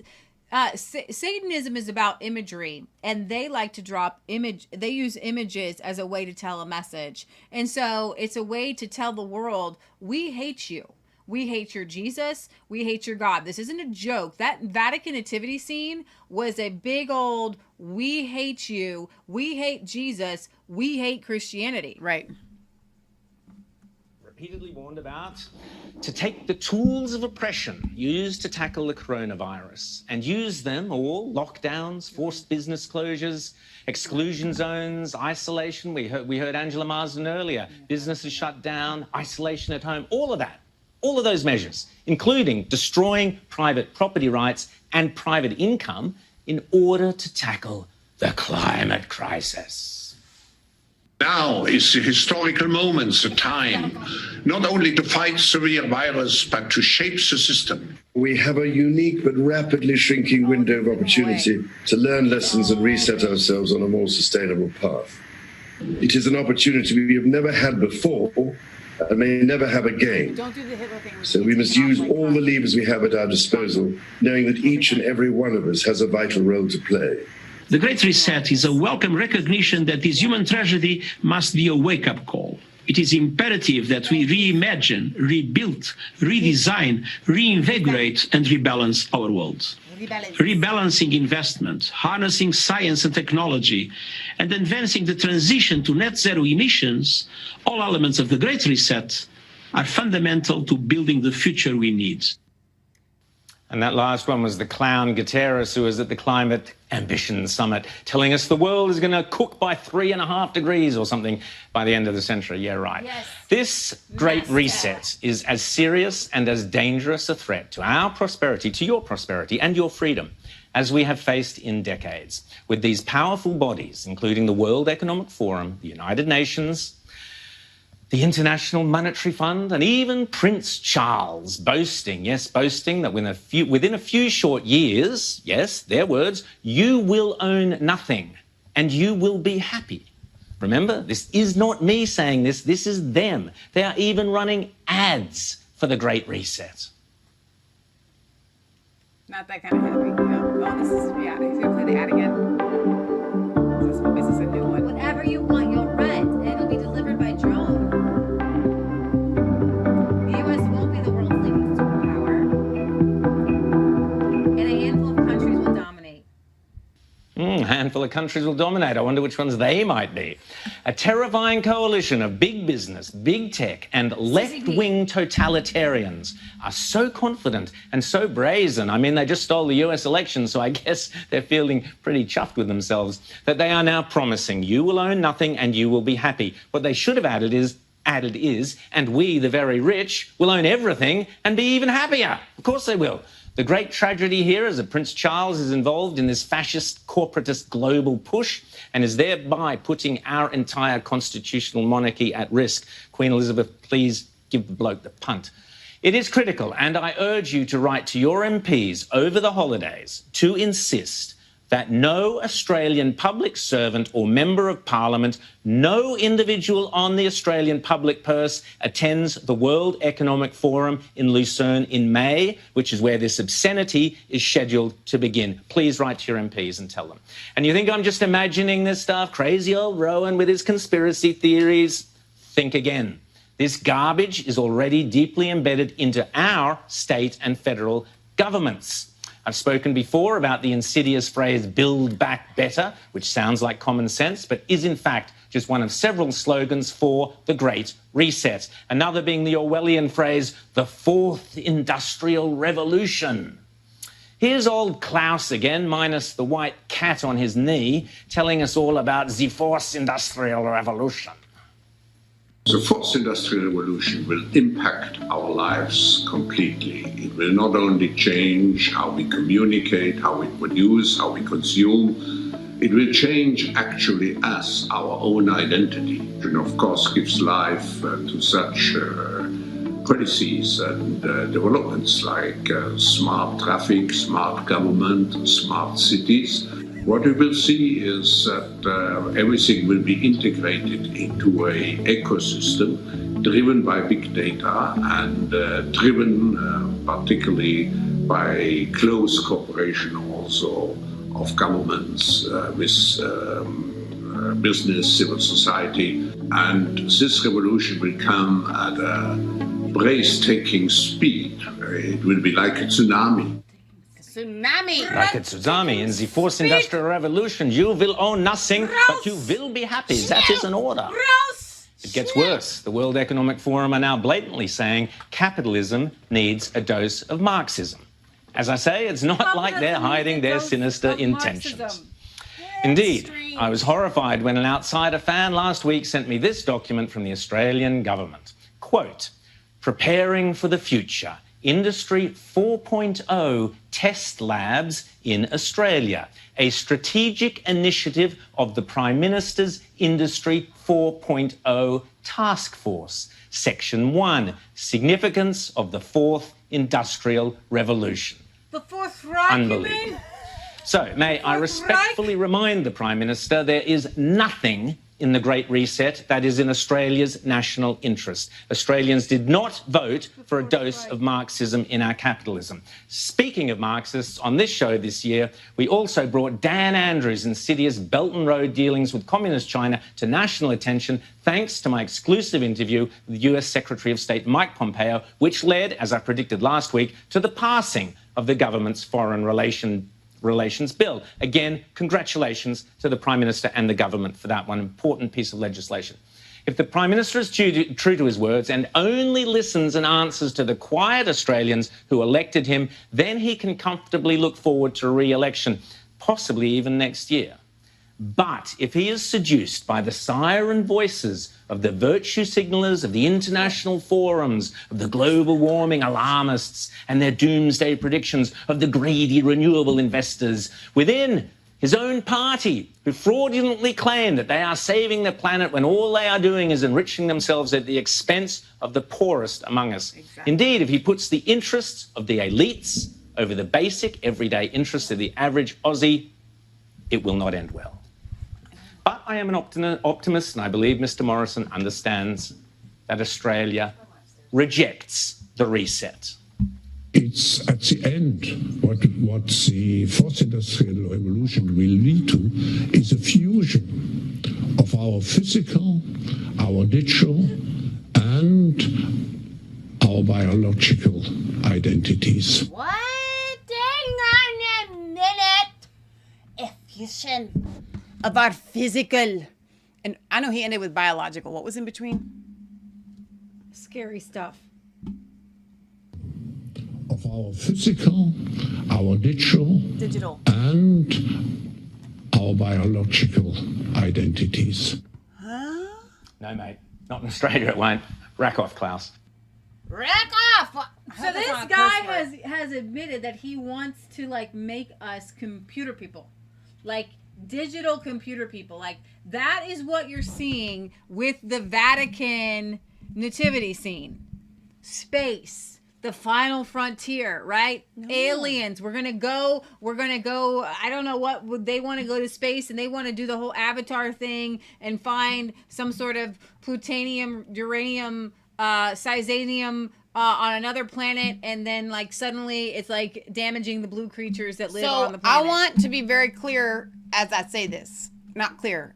I want to muddy it a little bit so that it's not clear what I'm gonna say here. So just pay attention and try to follow along. Yours again, Adolf? No, there is a far-right, vastly unfounded and ridiculous conspiracy theory claim that the COVID-19 vaccine will alter your DNA. Because it is made with RNA. And that they might use a mechanism in inserting the vaccine that would also be a computer chip inside of your body. And that's far right-wing conspiracy theory that, of course, is not true and could never be possible. And these lovely people would never do that. And I just want to make that very clear here, that's what they say. I have a bad eye twitch today. Yeah. You gotta get that taken care of. Yeah. Maybe get a vaccine for it. Yeah. Okay. I think I did that. I think I did a good job there because that's not the same thing as saying that I believe Joe Biden won the presidency outright. Like you were upset when I said that. I think that this way is a good way of saying that. I think you guys want to? I got about 20 minutes here to cover the U.S. election. Okay. I know that President Trump said he is coming out himself and saying it's not over. The Supreme Court thing, no big deal. He believes he will gain immortality through technology. He'll get what he wants, then beg for death. I think the old book says something like that. It says 412. I think you're absolutely right. He wants immortality through. I think he's read too many sci-fi books. Honestly, right? Really, he has. I don't think it's a conspiracy theory to say that no, you are not going to be immortal through a computer. Klaus Schwab. Okay. Oh, that's interesting. All right, so here's a bit of good news from about a week ago, but I want to just kind of throw this out there. The Biden DOD, Department of Defense Transition Team, needs written approval from Kash Patel, total 1,000,000% good guy. Okay. The new acting defense secretary's chief of staff on the job for 3 weeks, or political appointee Tom Murr to speak with anyone at the Pentagon, multiple sources had told Fox News, in effort to stymie transition and intimidate. So he doesn't have That's interesting there. Well, first of all, I don't see how even in any other normal year, any president-elect should be given access to any of these things until the vote on the 14th. Does that make sense? I do. But that's tomorrow. So. No, I'm just saying they're asking for it like even before then. Mm-hmm. There's no, and I'm not even sure it should be until January 6th, actually. Mm-hmm. It should not be. You shouldn't be getting access to anything until January 6th. So here is a meeting here with Bernard Carrick. He is the 40th Police Commissioner of the New York City Police Department and New York Times bestseller. He's a political commentator. He says, Gettysburg saved this nation once and can do it again. The legislators and Rudy Giuliani met there, appeared honest and to have courage. It's now time to step up. I'm sure the rest of the country I'm sure the rest of the country how it's done, or show the rest of the country how it's done. So this is a photo of the Pennsylvania legislatures meeting together with Rudy, who's out of the hospital, meeting with people. I know, it's great. Whatever. I had COVID. I'm not going to be spreading it now. I don't know how this works, but like he's over it. And the Pennsylvania legislators are going to try to do something, and I want you guys to know that. So that's pretty cool. This is Paul Gosner from Arizona, and his statement on the Supreme Court Texas lawsuit. He says, my statement on the Supreme Court's decision to reject Texas's lawsuit to invalidate election results. While this is a setback, there are still irons in the fire, and we cannot take our eye off the ball. What this should do is light a fire under all of us to take action to ensure that the state legislatures in this country regain their rightful authority over the election process. That will likely require being fully up to speed about the voting systems and the software it utilizes in each state to have a full understanding of how records are captured and stored so they may be reviewed for accuracy. Oversight of the election process and laws is a right vested to the states by the Constitution and shall not be impeded. We fully intend to continue working with the legislature in Arizona to make sure that all evidence is meticulously reviewed, and if there is wrongdoing, that preemptive actions are taken before the next election. Nevada GOP posted this yesterday at 6. Under subpoena, the DMV finally provided a list of green card holders and non-citizens who have obtained driver's licenses. They discovered 6,260 non-citizens were registered to vote, and 3,987 non-citizens had voted. Wow. You know, the argument is trying to be made by Republicans, some rhinos, I guess I should call them, that these kinds of things have always happened, and so it doesn't matter. You know what? Now would be a good year to clean it up. Yeah. Okay? Because they are still illegal votes, whether they have happened in years past or whether they happened this year. We don't just go, well, we'll fix it for next time. No, we'll fix it now so y'all don't try it again, because if we wait till next time, you'll just try it again. Okay, so Donald Trump has made Christmas Eve a national holiday. That was my other tweet. And I'm going to play this. I'm just reporting here on Bill O'Reilly and Glenn Beck. I'm reporting on them. He believes that it was a fraudulent election. And there's only one solution to that. I can't make him not look like a ghost. Sorry, guys. And that is for Barr to appoint a special prosecutor to investigate the election of 2020. First step, bring in the Dominion voting machines from a variety of swing states and do forensics on them. That's number one. That has to be done. And number two, do analytics on the mail-in votes. So why isn't that in play? I mean, that's a nonpartisan thing. All Biden supporters should want that. Joe Biden himself should be calling up Barr and saying, hey, let's get a special counsel in here so that my election isn't tainted. So we'll get the truth out to the American people. Not that the American people would believe a special counsel at this point, but evidence is evidence, and you're never going to get evidence about voting machines unless you do forensics on them. Ever. Right. All right? And you're never going to get mail-in voting corruption unless you do analytics on it. So let's do it. Everybody should unite and do it. And that's the flaw of this country. So we're in tribes now, like Killing Crazy Horse, all right? So Native Americans had 300 tribes, and they could never unite on anything, and they got their butt kicked because of it. Tecumseh tried, failed. Now we have a country where citizens hate each other. I mean, hate each other. Because they can't come together and get reasonable solutions to our problems. Now, is there anybody listening to us, and I guess millions of people are, Beck, who would object to a special counsel trying to find out the absolute truth of the 2020 election? And if you object to that, please move to Costa Rica.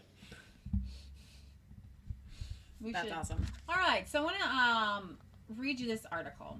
Will a small town in northern Michigan be the key to overturning the nation's election results? America should find out tomorrow. We'll see. There is an untold story of a battle to reveal the truth about Dominion voting machines is brewing in Michigan. And not surprisingly, it's getting very little coverage by the mainstream media.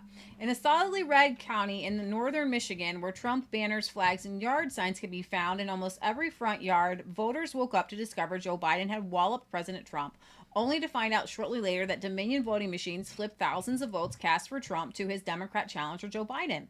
The media called it a glitch. I blamed it on human error.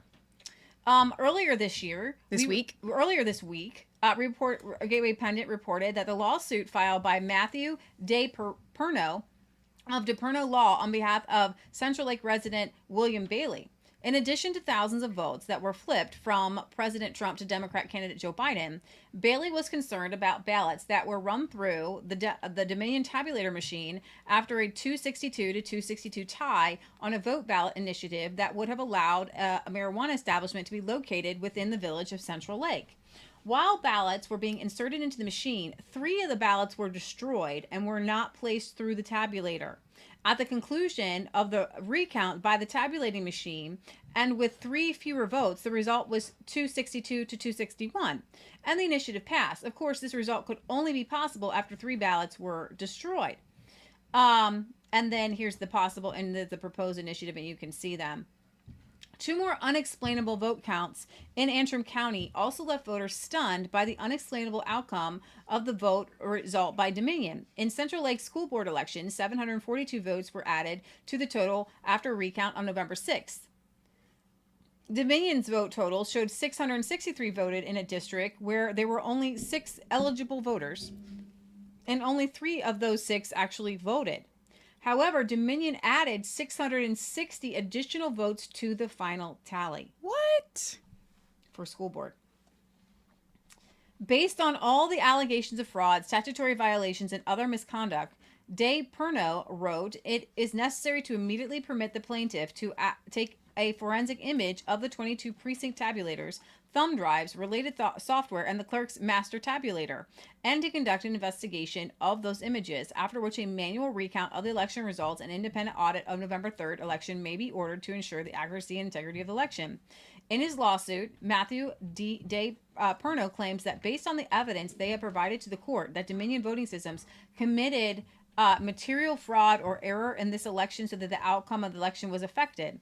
At 5:30 p.m. on Friday, December 4th, 13th Circuit Court Judge Kevin A. Eisenhower granted permission to William Bailey and his team of IT experts to conduct a forensic study. At Christmas time, it always comes down to Bill Bailey. Of the 16 Dominion voting machines, tabulators, thumb drives, related software, and the clerk's master tabulator. In his court order, Bailey was also granted the ability to conduct an independent investigation of the images they obtained in their examination. Matthew DePerno was able to quickly assemble a team of 7 highly trained forensic IT experts who agreed to arrive the next day, Saturday, to conduct the forensic examination. Pause. Whoever's part of the city had come out and said that whoever these people were that came in, they didn't have any IT training at all. They just allowed any of these Joe Schmoes in off the street to come in and handle these really highly sensitive machines. I read that. After 8 hours, the collection was complete, and with 16 CF cards, similar to SIM cards, 16 thumb drives, and forensic images of the Dominion voting machines in hand, the IT team was escorted to the local Antrim County Airport by 2 Antrim County Sheriff vehicles, where they boarded their jet plane with evidence in hand. DePerno waited patiently for the results of the forensic examination of the Dominion voting machines to arrive. While he was waiting for results, Michigan's radical Attorney General, Dana Nessel, who's traumatized her kid, and her kid was upset because someone wished him Merry Christmas, who won her election after bragging she was the best candidate for the job because she wasn't a man, added Michigan's far-left dishonest Secretary of State Jocelyn Benson to the lawsuit as a defendant on Wednesday. On Friday, constitutional attorney Matthew DePerno, who is now in possession of the initial preliminary results of the forensic examination of the voting machines and all the different things, filed an emergency order asking Judge Kevin Elsenheimer to lift the protective order prohibiting him from sharing the results of the inspection, calling it a matter of national security. In his emergency motion, DePerno reminds the judge that time is of the essence because of tomorrow, the 14th. In his order, DePerno states that Secretary of State Benson has refused to permit a forensic examination of the Dominion software, presumably because she is fearful of violating the licensing agreement with Dominion. DePerno points out that the agreement produced by Antrim County was not signed and that they have not been able to verify that the contract was actually signed. Wow. DePerno asked for the preliminary results of the election to be released to the people of Antrim County, of the state of Michigan, of the USA, and to the President and Vice President of the United States, as well as to Chad Wolf, Secretary of Homeland Security, and DNI John Radcliffe. In his emergency order, DePerno argues that the protective order placed on sharing the forensic examination results was to prevent the plaintiff from reverse engineering Dominion software for malicious purposes. DePerno argues that his plaintiff, Mr. Bailey, and his IT team have no intention of reverse engineering the software for malicious purposes, and the public interest weighs in this. So, meaning they're afraid that they're going to make their own Dominion machines based on this and software based on what they've uncovered. No one is going to do that. So here's the deal. Leah read that and it kind of sounds like she's just reading another article. Guys, DePerno, this attorney, is begging to have this information released because DePerno is saying time is of the essence. I have to have it released before December 14th. Why? Because the information that he has could, I'm going to watch what I say here on YouTube, possibly prove what everyone has been alleging. Oh, well, it certainly has some weighing on it, or he wouldn't try to get it to everybody. I'm watching what I'm saying. Do you understand what I'm doing here? No, I know. Okay? We're trying to toe the line here, but the fact of the matter is this information is going to get to the president. It is going to get to the attorneys. I don't care what this judge says, honestly. We will find a way. So Arizona is appealing to the Supreme Court. The chairwoman of Arizona's Republican Party, Dr. Kelly Ward, announced on Friday the party is appealing its election integrity case to the nation's highest court. So today, it's the day that you've been waiting for. Our case is going to the Supreme Court of the United States. We are filing, and hopefully we will be accepted with an expedited oomph behind us. If we are accepted, we'll be only the third case in this presidential in 2020 to be accepted by the Supreme Court. Ward claims the case needs to go to the Supreme Court because her party has not had due process, meaning having time to make a case, do discovery, hold a hearing, all while working under what she calls unrealistic deadlines by the judge. This is going to go to the Supreme Court, and guess who's fighting it? The Democrats, the left, the media. The media loves to say, show us the evidence. We found evidence, but then we didn't have enough time to do more discovery because they've kept that evidence locked up. It's smoke and mirrors, and the people of Arizona see right through it. So do the people of America as a whole. The appeal says the state needs more time to examine thousands of duplicates of damaged ballots in Maricopa County.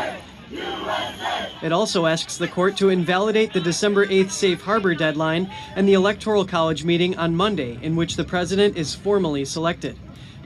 So we'll see, but there's other things that can be done, even if, and I think we're going to see stuff being done after tomorrow. So it's kind of like one of those things where it's like, there was the safe harbor date, and then YouTube might come up with something tomorrow and say, you can't say this after tomorrow's vote. I don't know, but I'm not even looking at tomorrow's vote. No. I'm just not even going to pay attention to it. But I do want you guys to just kind of, I want to end with this, because these are the key points to the Texas lawsuit. And why is it important? Well, number one, because they're repackaging it. But these are the key. These are the key things in 2020's election. So in Pennsylvania, here's some facts. The vote tally. 3,400,000. Well, I'll just go to the margin. The margin is about 81,000. So the requests for mail-in ballots were 70% Democrats, 25% Republicans. Mail-in ballots increased from, these are the numbers you need to understand. Mail-in ballots increased from 266,000 to over 3 million. Okay? So, number one, the Secretary of State unilaterally abrogated signature verification requirements for mail-in ballots. So almost did away with it. With that alone, with 70% of those mail-in ballots being for Biden, you're going to have the rejection rate alone. The rejection rate that used to be on the 200,000 votes alone is enough to just Donald Trump would have won, and that is a fact. Okay. The PA Supreme Court changed existing deadline for receiving mail-in ballots from 8 p.m. on the day of election to 3 days after the election, and adopted a presumption that non-postmarked ballots be considered as valid. Election officials in Philadelphia and Allegheny counties did not allow state law permitting poll watchers to be present for the opening, the counting, and the recording of mail-in ballots. The Secretary of State directed election officials to remove ballots before 7 a.m. on the day of election in order to cure defective mail-in ballots. This was done only in Democrat majority counties. That Equal Protection Clause, that spells it all. That spells it all. Election officials did not segregate ballots received after 8 p.m. on Election Day, breaking the promise to the Supreme Court, thus making it impossible to identify and remove those ballots. They made a promise to the Supreme Court. Somebody has to rectify that. Right. Ballots with no mailed-in date were not about 9,000, which with no evidence they were sent to a voter. Ballots returned on or before the mailed-in date were 58,000. How does a ballot get returned on or before the mailed date? Right. Ballots returned 1 day after, and I'm going to tell you how. When you backdate the ballots. Well, no, I'm trying to think. That's not how that would work. If you backdate the sending of it, that would not. It has to be when the person receives it. I don't know exactly how ballots get returned before the mail date. I don't know. Ballots returned 1 day after the mail date are 51,000. Perhaps not impossible, but highly unlikely for the average voter to receive a ballot, fill it out, place it in the mail, and have it returned the next day.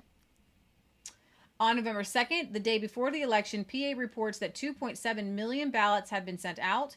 On November 4th, that number increased to 3.1 million, an increase of 400,000 mail-in ballots at election time, with literally no reasonable chance of them being used by legitimate voters. On November 2nd, the day before election, PA reported 2.7 million ballots had been sent out. On November 4th, that number was 3.1. So you could see that if someone were to try to commit the F word in this election, and they needed those ballots, where would they get them printed from? They would get them printed from the ballots that would be quote unquote mailed out. Yeah. And then what they didn't mention was that Jesse Morgan said that he transported perfectly filled out mail-in ballots from New York to Pennsylvania. And what they also didn't mention was that private companies were given a backdoor into the voter registrations. You could register voters willy-nilly with no proof of who they are. In Georgia, here are some facts. The margin is about 12,000. Mail-in ballots went 65% for Biden, 34% for Trump. Mail-in ballots increased from 213,000 to 1.3 million. And the rejection rate alone on that, remember, I have this one memorized. I don't have the other ones memorized, but the rejection rate in Georgia was 6.3% on the 200,000 and 0.03% on the 1.3 million. With that, Trump blasts Biden when you do the breakdown of the mail-in ballots. Right. He blasts him out of the water. I don't see, and people say there's no fraud. I don't care. You don't have to call that fraud. You don't have to call that an irregularity.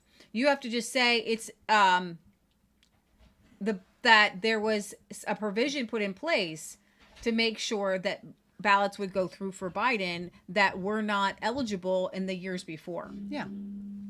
The Secretary of State unilaterally abrogated signature verification requirements for mail-in ballots, and the specific there was that the signature verification, you used to have it depending on which kind of machine you're using. Okay, so there's machines. No, I was talking about like you used to have it. They changed the 15 it from points. the. There's No, that was in Arizona. I'm talking about the different ways that they use to verify signatures, and they all. I don't know their if standards. Georgia uses a machine. I'm saying that all these states have different options at their disposal, and the standards were dropped. No, but that's not what we're talking about here. Remember, we're talking about in Georgia was the deal made with Stacey Abrams of the using the envelope as a signature verification, I believe, for the ballot. That was the circular reasoning, yeah. Instead of the registration or voter registration. But we don't know what they did in Pennsylvania. I think in Pennsylvania they dropped the standards. We're in Georgia right now. We went to Georgia. We were in Pennsylvania the whole time. No, now we moved to Georgia. Okay, Georgia. We just dropped to Georgia. I missed that. I said I know Georgia's mail-in ballot rejection rate. I don't know everybody else's. I missed. We were in Pennsylvania for the whole. And part I said of the now article. we're moving to Georgia. I missed that part. Okay, I'm with you. Right. Here we go. Okay, so the Secretary of State made this deal with yes, Stacey Abrams you're in 100% Georgia. right. Yes, Okay. would you quit doing this hang 10 thing? Georgia, that's what I'm doing. It's not hang 10. It's Stacey Abrams and the Secretary of State. The Secretary of State authorized opening and processing mail-in ballots up to 3 weeks before Election Day, when the law prohibits that until after the polls open on Election Day. Right. The Secretary of State material weakened the security requirements for ballot rejection based on signature verification or other missing information. Mail-in ballot rejection rate for missing or inaccurate information or for non-matching signatures decreased from 6.42% in 2016 to 0.36% in 2020. Rejecting 2020 ballots at the same rate as 2016 would have resulted in a net gain of 25,587 votes for Trump, twice the number needed to overcome Biden's account. With a six-fold increase in the number of mail-in ballots, reason would indicate that the rejection rate would actually increase, or at least stay the same, because people are doing mail-in ballots for the first time. And here's the good news: as you break down just that alone in these specific states where the margin would overcome, should you stick with the same rejection rate. For those that don't like the conspiracy ideas behind the Dominion voting and the vote swapping, this alone is massive voter interference. Yeah. So the tally in Michigan, the margin, they really did a good job in Michigan, is about 148,000. But in 2016, about 500,000 voters voted by mail in Michigan. This year it was 3.2 million. Democrats voted at a rate of two times that of Republican voters. The Secretary of State unilaterally abrogated signature verification requirements. Abrogated signature verification requirements for mail-in ballots. Michelle has one job on this show, just to make sure I pronounce things right. It's literally no. And the lighting and the sound. Yeah, I literally get talks after the show on words that I constantly Well, but mispronounce. okay, arbrogated, I don't think that's a word. You're thinking like of arbors and trees. I have a slight dyslexia. So when I see words, they mix up. So I actually see the R and the B mixed So up. what's wrong with me just saying it so that the viewers, it's not even correcting you, it's just so everyone knows what word you're saying. Yeah. The Secretary of State sent out unsolicited ballots to all 7.7 million registered voters, contrary to election law, which requires a voter to request a mail-in ballot through a process that includes a signature to be matched with the voter registration. The Secretary of State also allowed absentee ballots to be requested online without any signature verification. Online, no signature verification, willy-nilly, whoever you want. Local officials, election officials in Wayne County, containing about 300,000 more ballots for Biden than for Trump, opened and processed mail-in ballots without poll watchers present. Local election officials in Wayne County also ignored the strict election law requirements of placing a written statement or stamp on each ballot envelope, indicating that the voter signature was in fact checked and verified with the signature on file with the state. Meaning they didn't even do it. Yeah. So 174,000 mail-in ballots in Wayne County had no valid registration number, indicating they likely resulted from election workers running the same ballots through the tabulator multiple times. I don't have any words. No valid registration number. To me, in that case, it's an invalid vote if you don't have a valid registration number. I understand that we're talking about large numbers. And we're talking about the possibility of human error. I get that. But if there are laws actually and statutes in place to allow for these errors. And if the errors are above that percentage, you have to do an investigation and you cannot certify votes.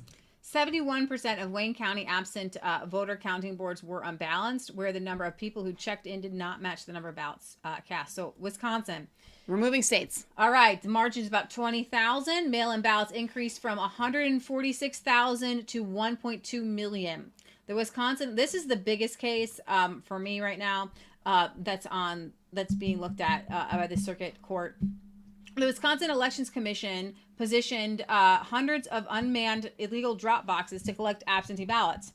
The use of any drop box, manned or unmanned, is directly prohibited by Wisconsin statute. Any alternate mail-in ballot site shall be staffed by the municipal clerk or the executive director of the Board of Election Commissioners. Ballots cast in contravention of the procedures specified in those provisions may not be included in the certified result of any election. Wow. It's literally, and it was Zuckerberg money that put these boxes within 2 square miles in these major Democrat strongholds. Wow. But it's against the law in Wisconsin. The Wisconsin Election Commission encouraged voters to unlawfully declare themselves indefinitely confined. Now, when you do that, if you declare yourself indefinitely confined and you are not indefinitely confined, you are lying, and that is a felony. If you lie on your ballot, right. If you say my name is Jane Smith and you are not Jane Smith, that's a felony. If you say that your address is not your address, your age is not your age, and you do it willfully, that's a felony. If you are partying, like somebody has said, they looked at a bunch of these people and their Facebook posts on Halloween with your friends, that's a felony. These people actually have to be prosecuted as a deterrent for other people. But the Wisconsin Election Commission encouraged people to commit felonies in order to avoid, and here's the thing, security measures like signature verification and photo ID requirements. Nearly 216,000 voters said they were indefinitely confined in the 2020 election, 4 times as many as in 2016. Strict laws requiring, and in Milwaukee, it really went up from 6,000 it could be consistently 6,000 people who were indefinitely confined throughout the years. Until this year, it was like thousands and thousands and thousands. Right. Strict laws requiring mail-in voters to certify by signature, including the signature of an adult witness. You have to have a witness on these ballots. If they don't, it's a privilege only in Wisconsin. They have like the strictest mail-in ballots. They don't want you voting mail-in ballot, okay? So you have to have a witness. And what they did with these witnesses, these adult witnesses were ignored. So if the adult witness forgot to put their address on there, then the election workers were told to look it up on the white pages or call the person. No, you actually have to mail it back and say, rectify this, and then you have to mail it back. Yeah. But they were not doing that. And then 140,000 ballots were supposedly missing and directed to be found after Election Day. Okay. Conclusion. Significant violations of election law were put into place to protect against election fraud is sufficient to invalidate the results of the elections apart from whatever evidence is able to be gathered in a short time to show actual numbers of fraudulent ballots. Reason would indicate that there is a high number of fraudulent ballots that are impossible to identify, which is why the election laws pertaining to mail-in ballots were established to begin with. There is no remedy to correct the November 3rd election because ballots did not adhere to election law cannot be identified as separate from those that did. An accurate count of legal ballots that were cast cannot be made. Therefore, as directed in the Constitution, it falls to the legislator of each state to choose electors, as has been done in the past. Failing that, each state may determine not to submit any presidential electors. And therefore, the odds of winning all 4 was 1 in a quadrillion to the 4th power. The lawsuit did not provide information on how the number was determined. This may seem an exaggeration to some. It is enough to state that the odds of winning any one of the states was highly unlikely, and the odds of winning all 4 were extremely unlikely. For example, if the odds of winning any one of the states was numerically much less extreme but highly unlikely, say something like 1 in 20, then the odds of doing that in all 4 states would be 1 in 160,000. 20 beans in a jar, 19 white, 1 black. Reach in without looking and be lucky enough to pull out 1 black bean. Chances of doing so is again 1 in 400. Clearly indicative of cheating is if someone claims to have done that 4 times in a row.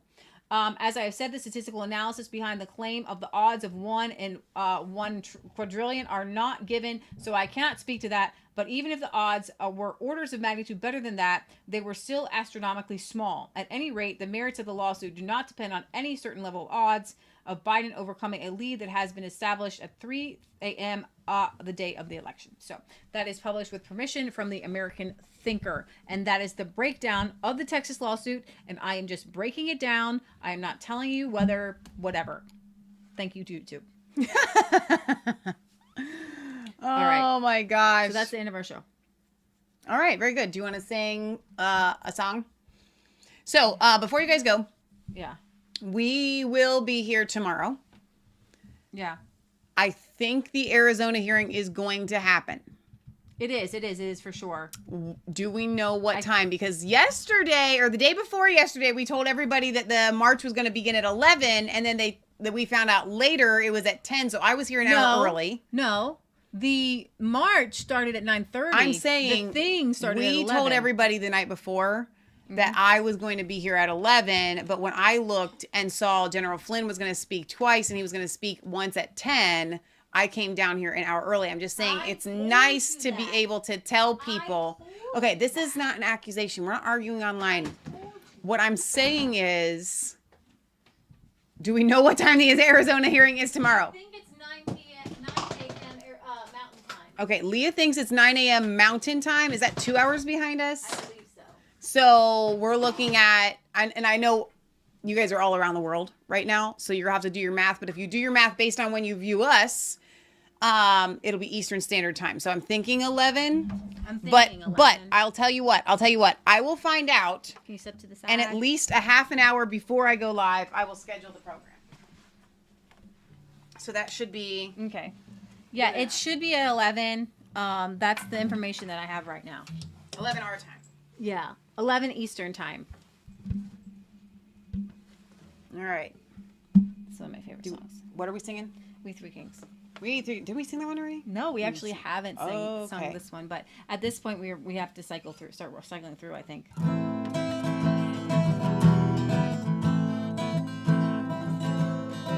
Let me see. We three kings of Orient are bearing gifts. We travel so far, field and fountain, moor and mountain, following yonder star. You can use this one if you want. Oh, star of wonder, star of light, star with royal beauty bright, westward leading, still proceeding, guide us to thy perfect light. Born a king on Bethlehem's plain, gold I bring to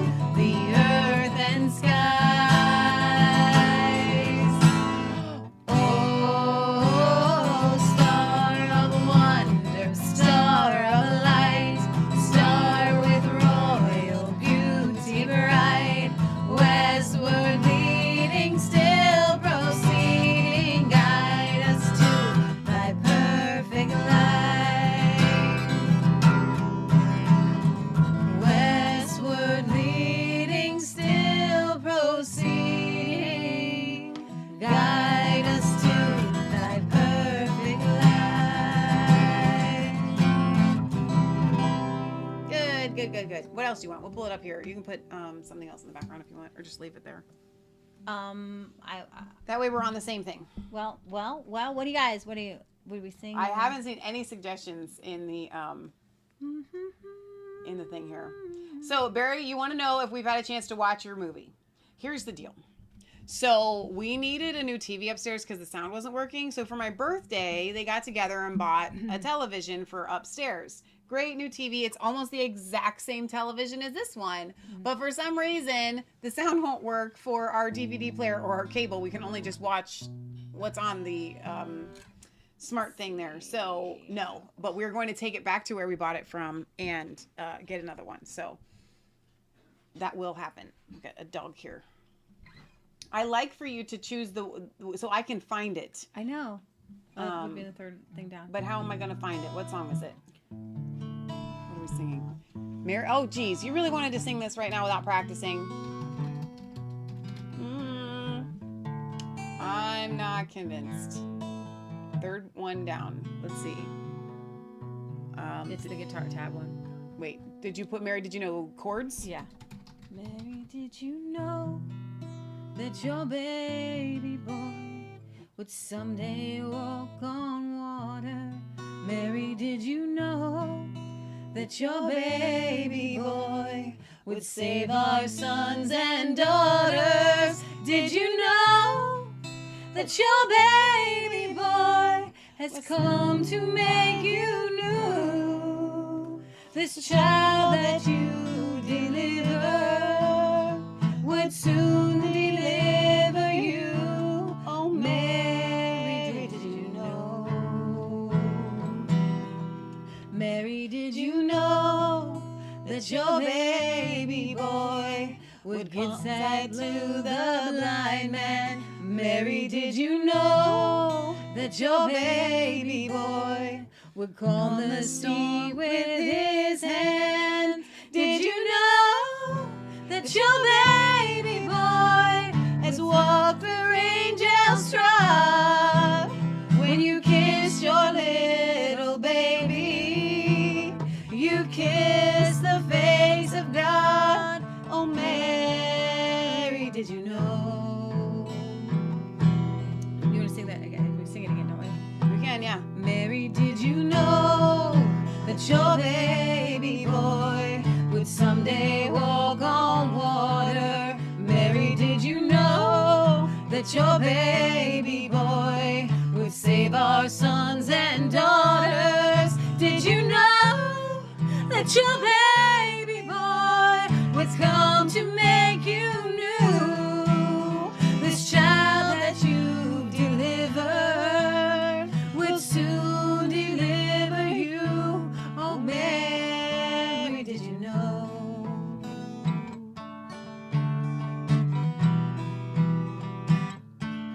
Mary, did you know that your baby boy would give sight to the blind man? Mary, did you know that your baby boy would calm the storms with his hands? Did you know that your baby boy has walked where angels trod?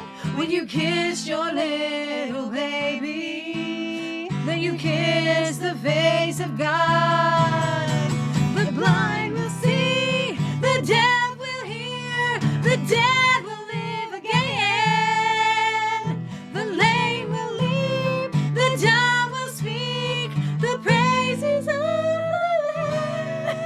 Lord. Mary, did you know that your baby boy is Lord of all creation? Mary, did you know that your baby boy will someday rule the nations? Did you know that your baby boy was heaven's perfect lamb? The sleeping child you're holding is the great I am.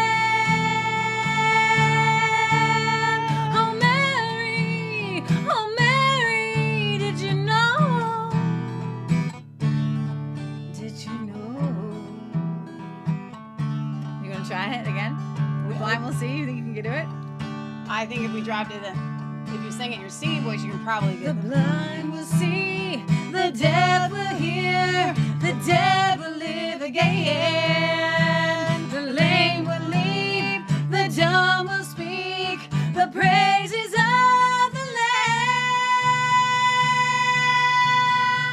Mary, did you know? Oh, Mary, did you know that your baby boy is Lord of creation? Help me. Mary, did you know that your baby? No, that's not in there. We lost the whole thing by going through. Because we dropped it. That was just the ending. I was trying to do the ending again. I'm sorry. Go ahead. Sorry, we didn't practice it. So Leah, listen. Mary, did there is only one that song. Your baby I don't want to sing without is practicing. Lord This is of it. creation. Mary, did you know?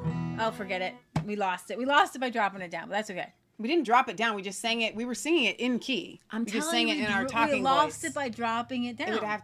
We didn't actually drop it down.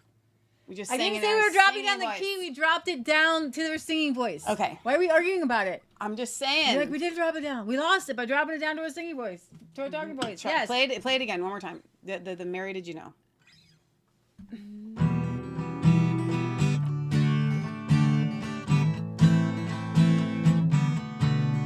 Mary, did you know that your baby boy is Lord? The ending's different. Okay, well, why don't we sing it like regular? Then and you go we back can to the try- beginning. That's what I was trying to do. But that's not the end. The end is different. Oh. That's the whole point. It is different chords. You're right. Yeah. I wasn't looking at the chords. I was just looking at the words. I love you. I love you too. Okay, we're done. Next song. Oh my gosh. I thought we were doing great. We did do great for not practicing in a year and not knowing what key we're singing it in. Well, the whole point is about Jesus and Mary. Who cares how it gets sung? No one cares. Do we have any requests in there? Besides Slade's Merry Christmas? No. For real? I don't even know that song. I would have to hear it. No, we don't have any other requests. No requests? All you people, you don't have a Christmas song request? Last week there were several and we had to shut them down. I don't think that the same people. Let me check Facebook and Twitter, which they may have just left at this point. They're just laughing. Silent Night. Oh, I went to Oh Holy Night. Is that Silent Night? No. Oh Holy Night. Thank you, Dita. You're so kind. Saying it was great. I love that song. I go around the house singing that song. What are we singing? What are we at? Oh Holy Night. Oh. I typed that in before you said Silent Night. Which one are we at? Chords. I need to put chords in to get your same results, right? Yeah. You would be amazed at just how different. Which one did you click on? I think I clicked on version 3. With the M? Version 3, yeah. Okay. And I want to try to find the exact one that Leah's got because there are different lyrics. People will post different lyrics, and I want to sing the same ones.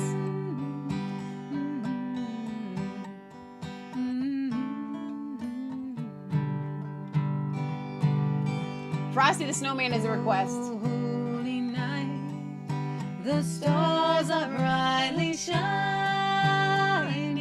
It is the night of our dear Savior's birth.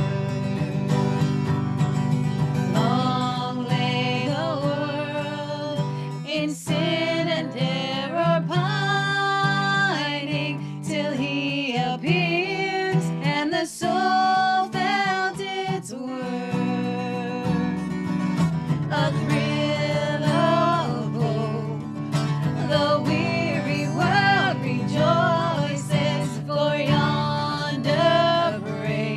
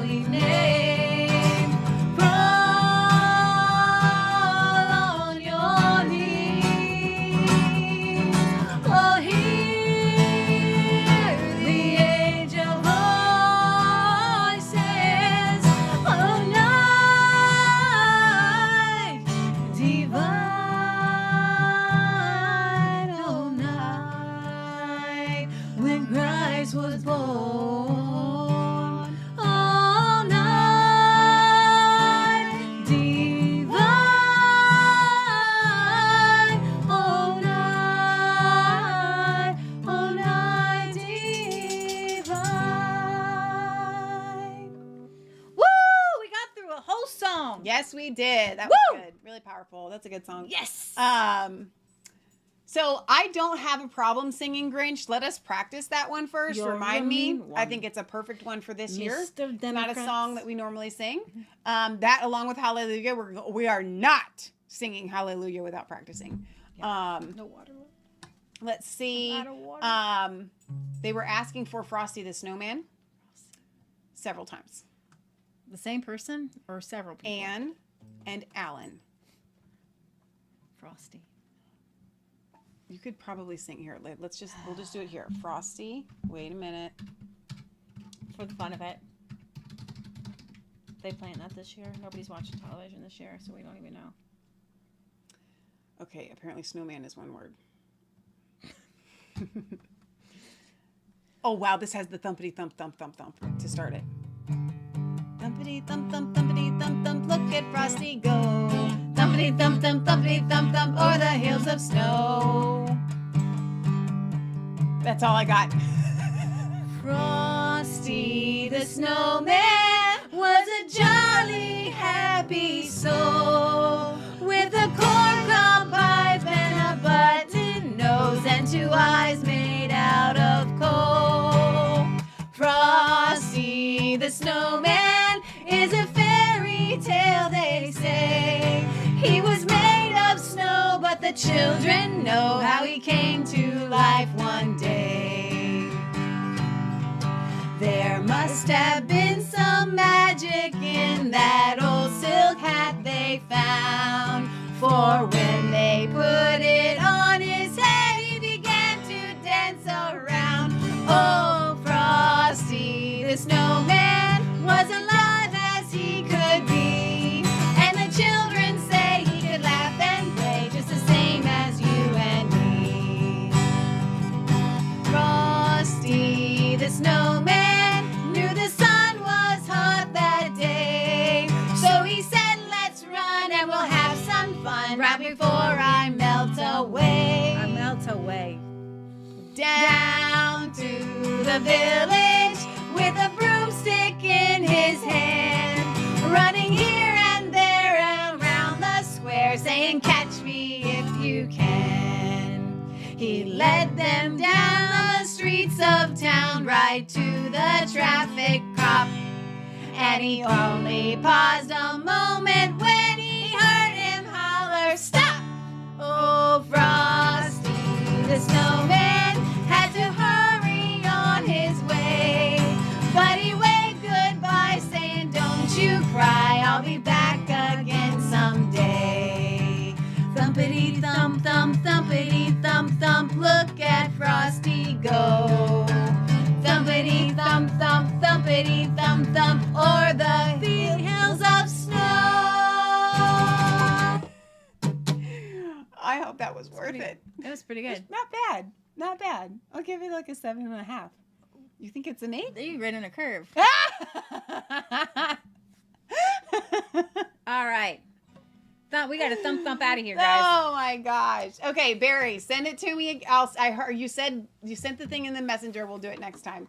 Anne says, "Thank you, ladies. It made me smile." Frosty Snowman doesn't have any copyright holders. I think. I bet it does. Okay, we're gonna sign off. Next time, put your requests throughout the chat. Like remind me like throughout the whole show so I can remember to look them up. But thank you guys for being here. Great show, Leah. I hope that you have enjoyed this very candid, sisterly episode of Resistance Chicks. Doesn't happen that often, but I think it gives you a little bit of an insight into just exactly how like we you, William function. Barr. You are the deep state. What is wrong with you? Okay, so you lied to the American people. Okay. Tomorrow, you're going to be here on this channel at 11 a.m. Eastern Standard Time, but you're going to be checking here throughout the morning to make sure it should not be before 9 a.m. their time. Let me explain something. I did not believe that William Barr was deep state. I just didn't have faith that anything he'd do would come to fruition. Then, after he decided not to come out with anything, I started to think to myself, after that, he's deep state. I started to think about it. Mm-hmm. So, no, to answer your question, I didn't believe that he was part of the deep state. Right. I just did not have faith in him actually doing or getting anything done. I think that's what you and I were having a miscommunication I know about. we did, but we rounded that off. But This is what happens when I wear shoes and have big hair, and Leah wears no shoes. Because I'm not that you much don't more have giant the than big hair you. today. I'm not that much more giant than my You little sister. have the big hair today. She just got this literally 4-inch spike on her head. Right. But I am more giant And than I have you, flatter actually. hair today than normal. Okay, so I think we all in September started to entertain the idea What is going on here, Barr? Could it possibly be? Yeah. Is Bill Barr on the other team? Which, I'm wondering if Biden, if the, I still love that they're calling it the office of the president-elect. It's not a thing. But if the fake office of the president-elect is considering just keeping Bill Barr on. I did not Just keep him. believe that Bill Barr was on the other team. I did not believe that. Right. But So I- Ann wants to know, so now you think he is? Absolutely. I think it's pretty apparent.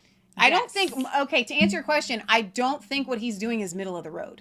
He is making an active decision. And the biggest thing that he did do was hide the Hunter Biden investigation from the president and the American people going into an election. That is worse than what they were accusing Trump of doing in colluding with the Russians as far as election interference. So he does need to be investigated. He could have said, I can't comment on the investigation, but there is an ongoing investigation. And the fact because that he didn't? To say, you're allowed to say there's investigations opened. Right. On people. Right. And the fact that he didn't tell Trump. Right. Yeah, he is. Okay, we're going to sign off. We love you guys. God loves you. God bless. Remember, it's not just a conspiracy theory if it's the truth. And please be checking in the description of our videos for all of the other platforms that we are at. We are on Rumble. We're growing quickly there. We're also growing quickly on BitChute. We are on Odyssey. I don't know how fast we're growing there. I haven't checked. Patriot Gallery handles all of that. You can thank her for everything. She broke down yesterday's show into different parts so you can watch them in segments. It's not as overwhelming. Madre. Yeah. Keep in mind with our long shows, there's a little cog down there on all of the YouTube videos. Go twice, and you can 2 times. speed it up some. Okay, so that does help. That does help quite a bit. So we'll be back here tomorrow. You're going to be with me. We're going to be hanging out all day at 11 a.m. Eastern Standard Keep Time. praying. Keep praying. God is moving. God is moving. I cannot wait to see how this unfolds. It's the biggest thing of our life, of our generation, of a whole 100 years. So, all right. Have a blessed rest of your Sunday and this Merry Christmas time season. Hey, Merry Christmas. Bye, guys. Ow.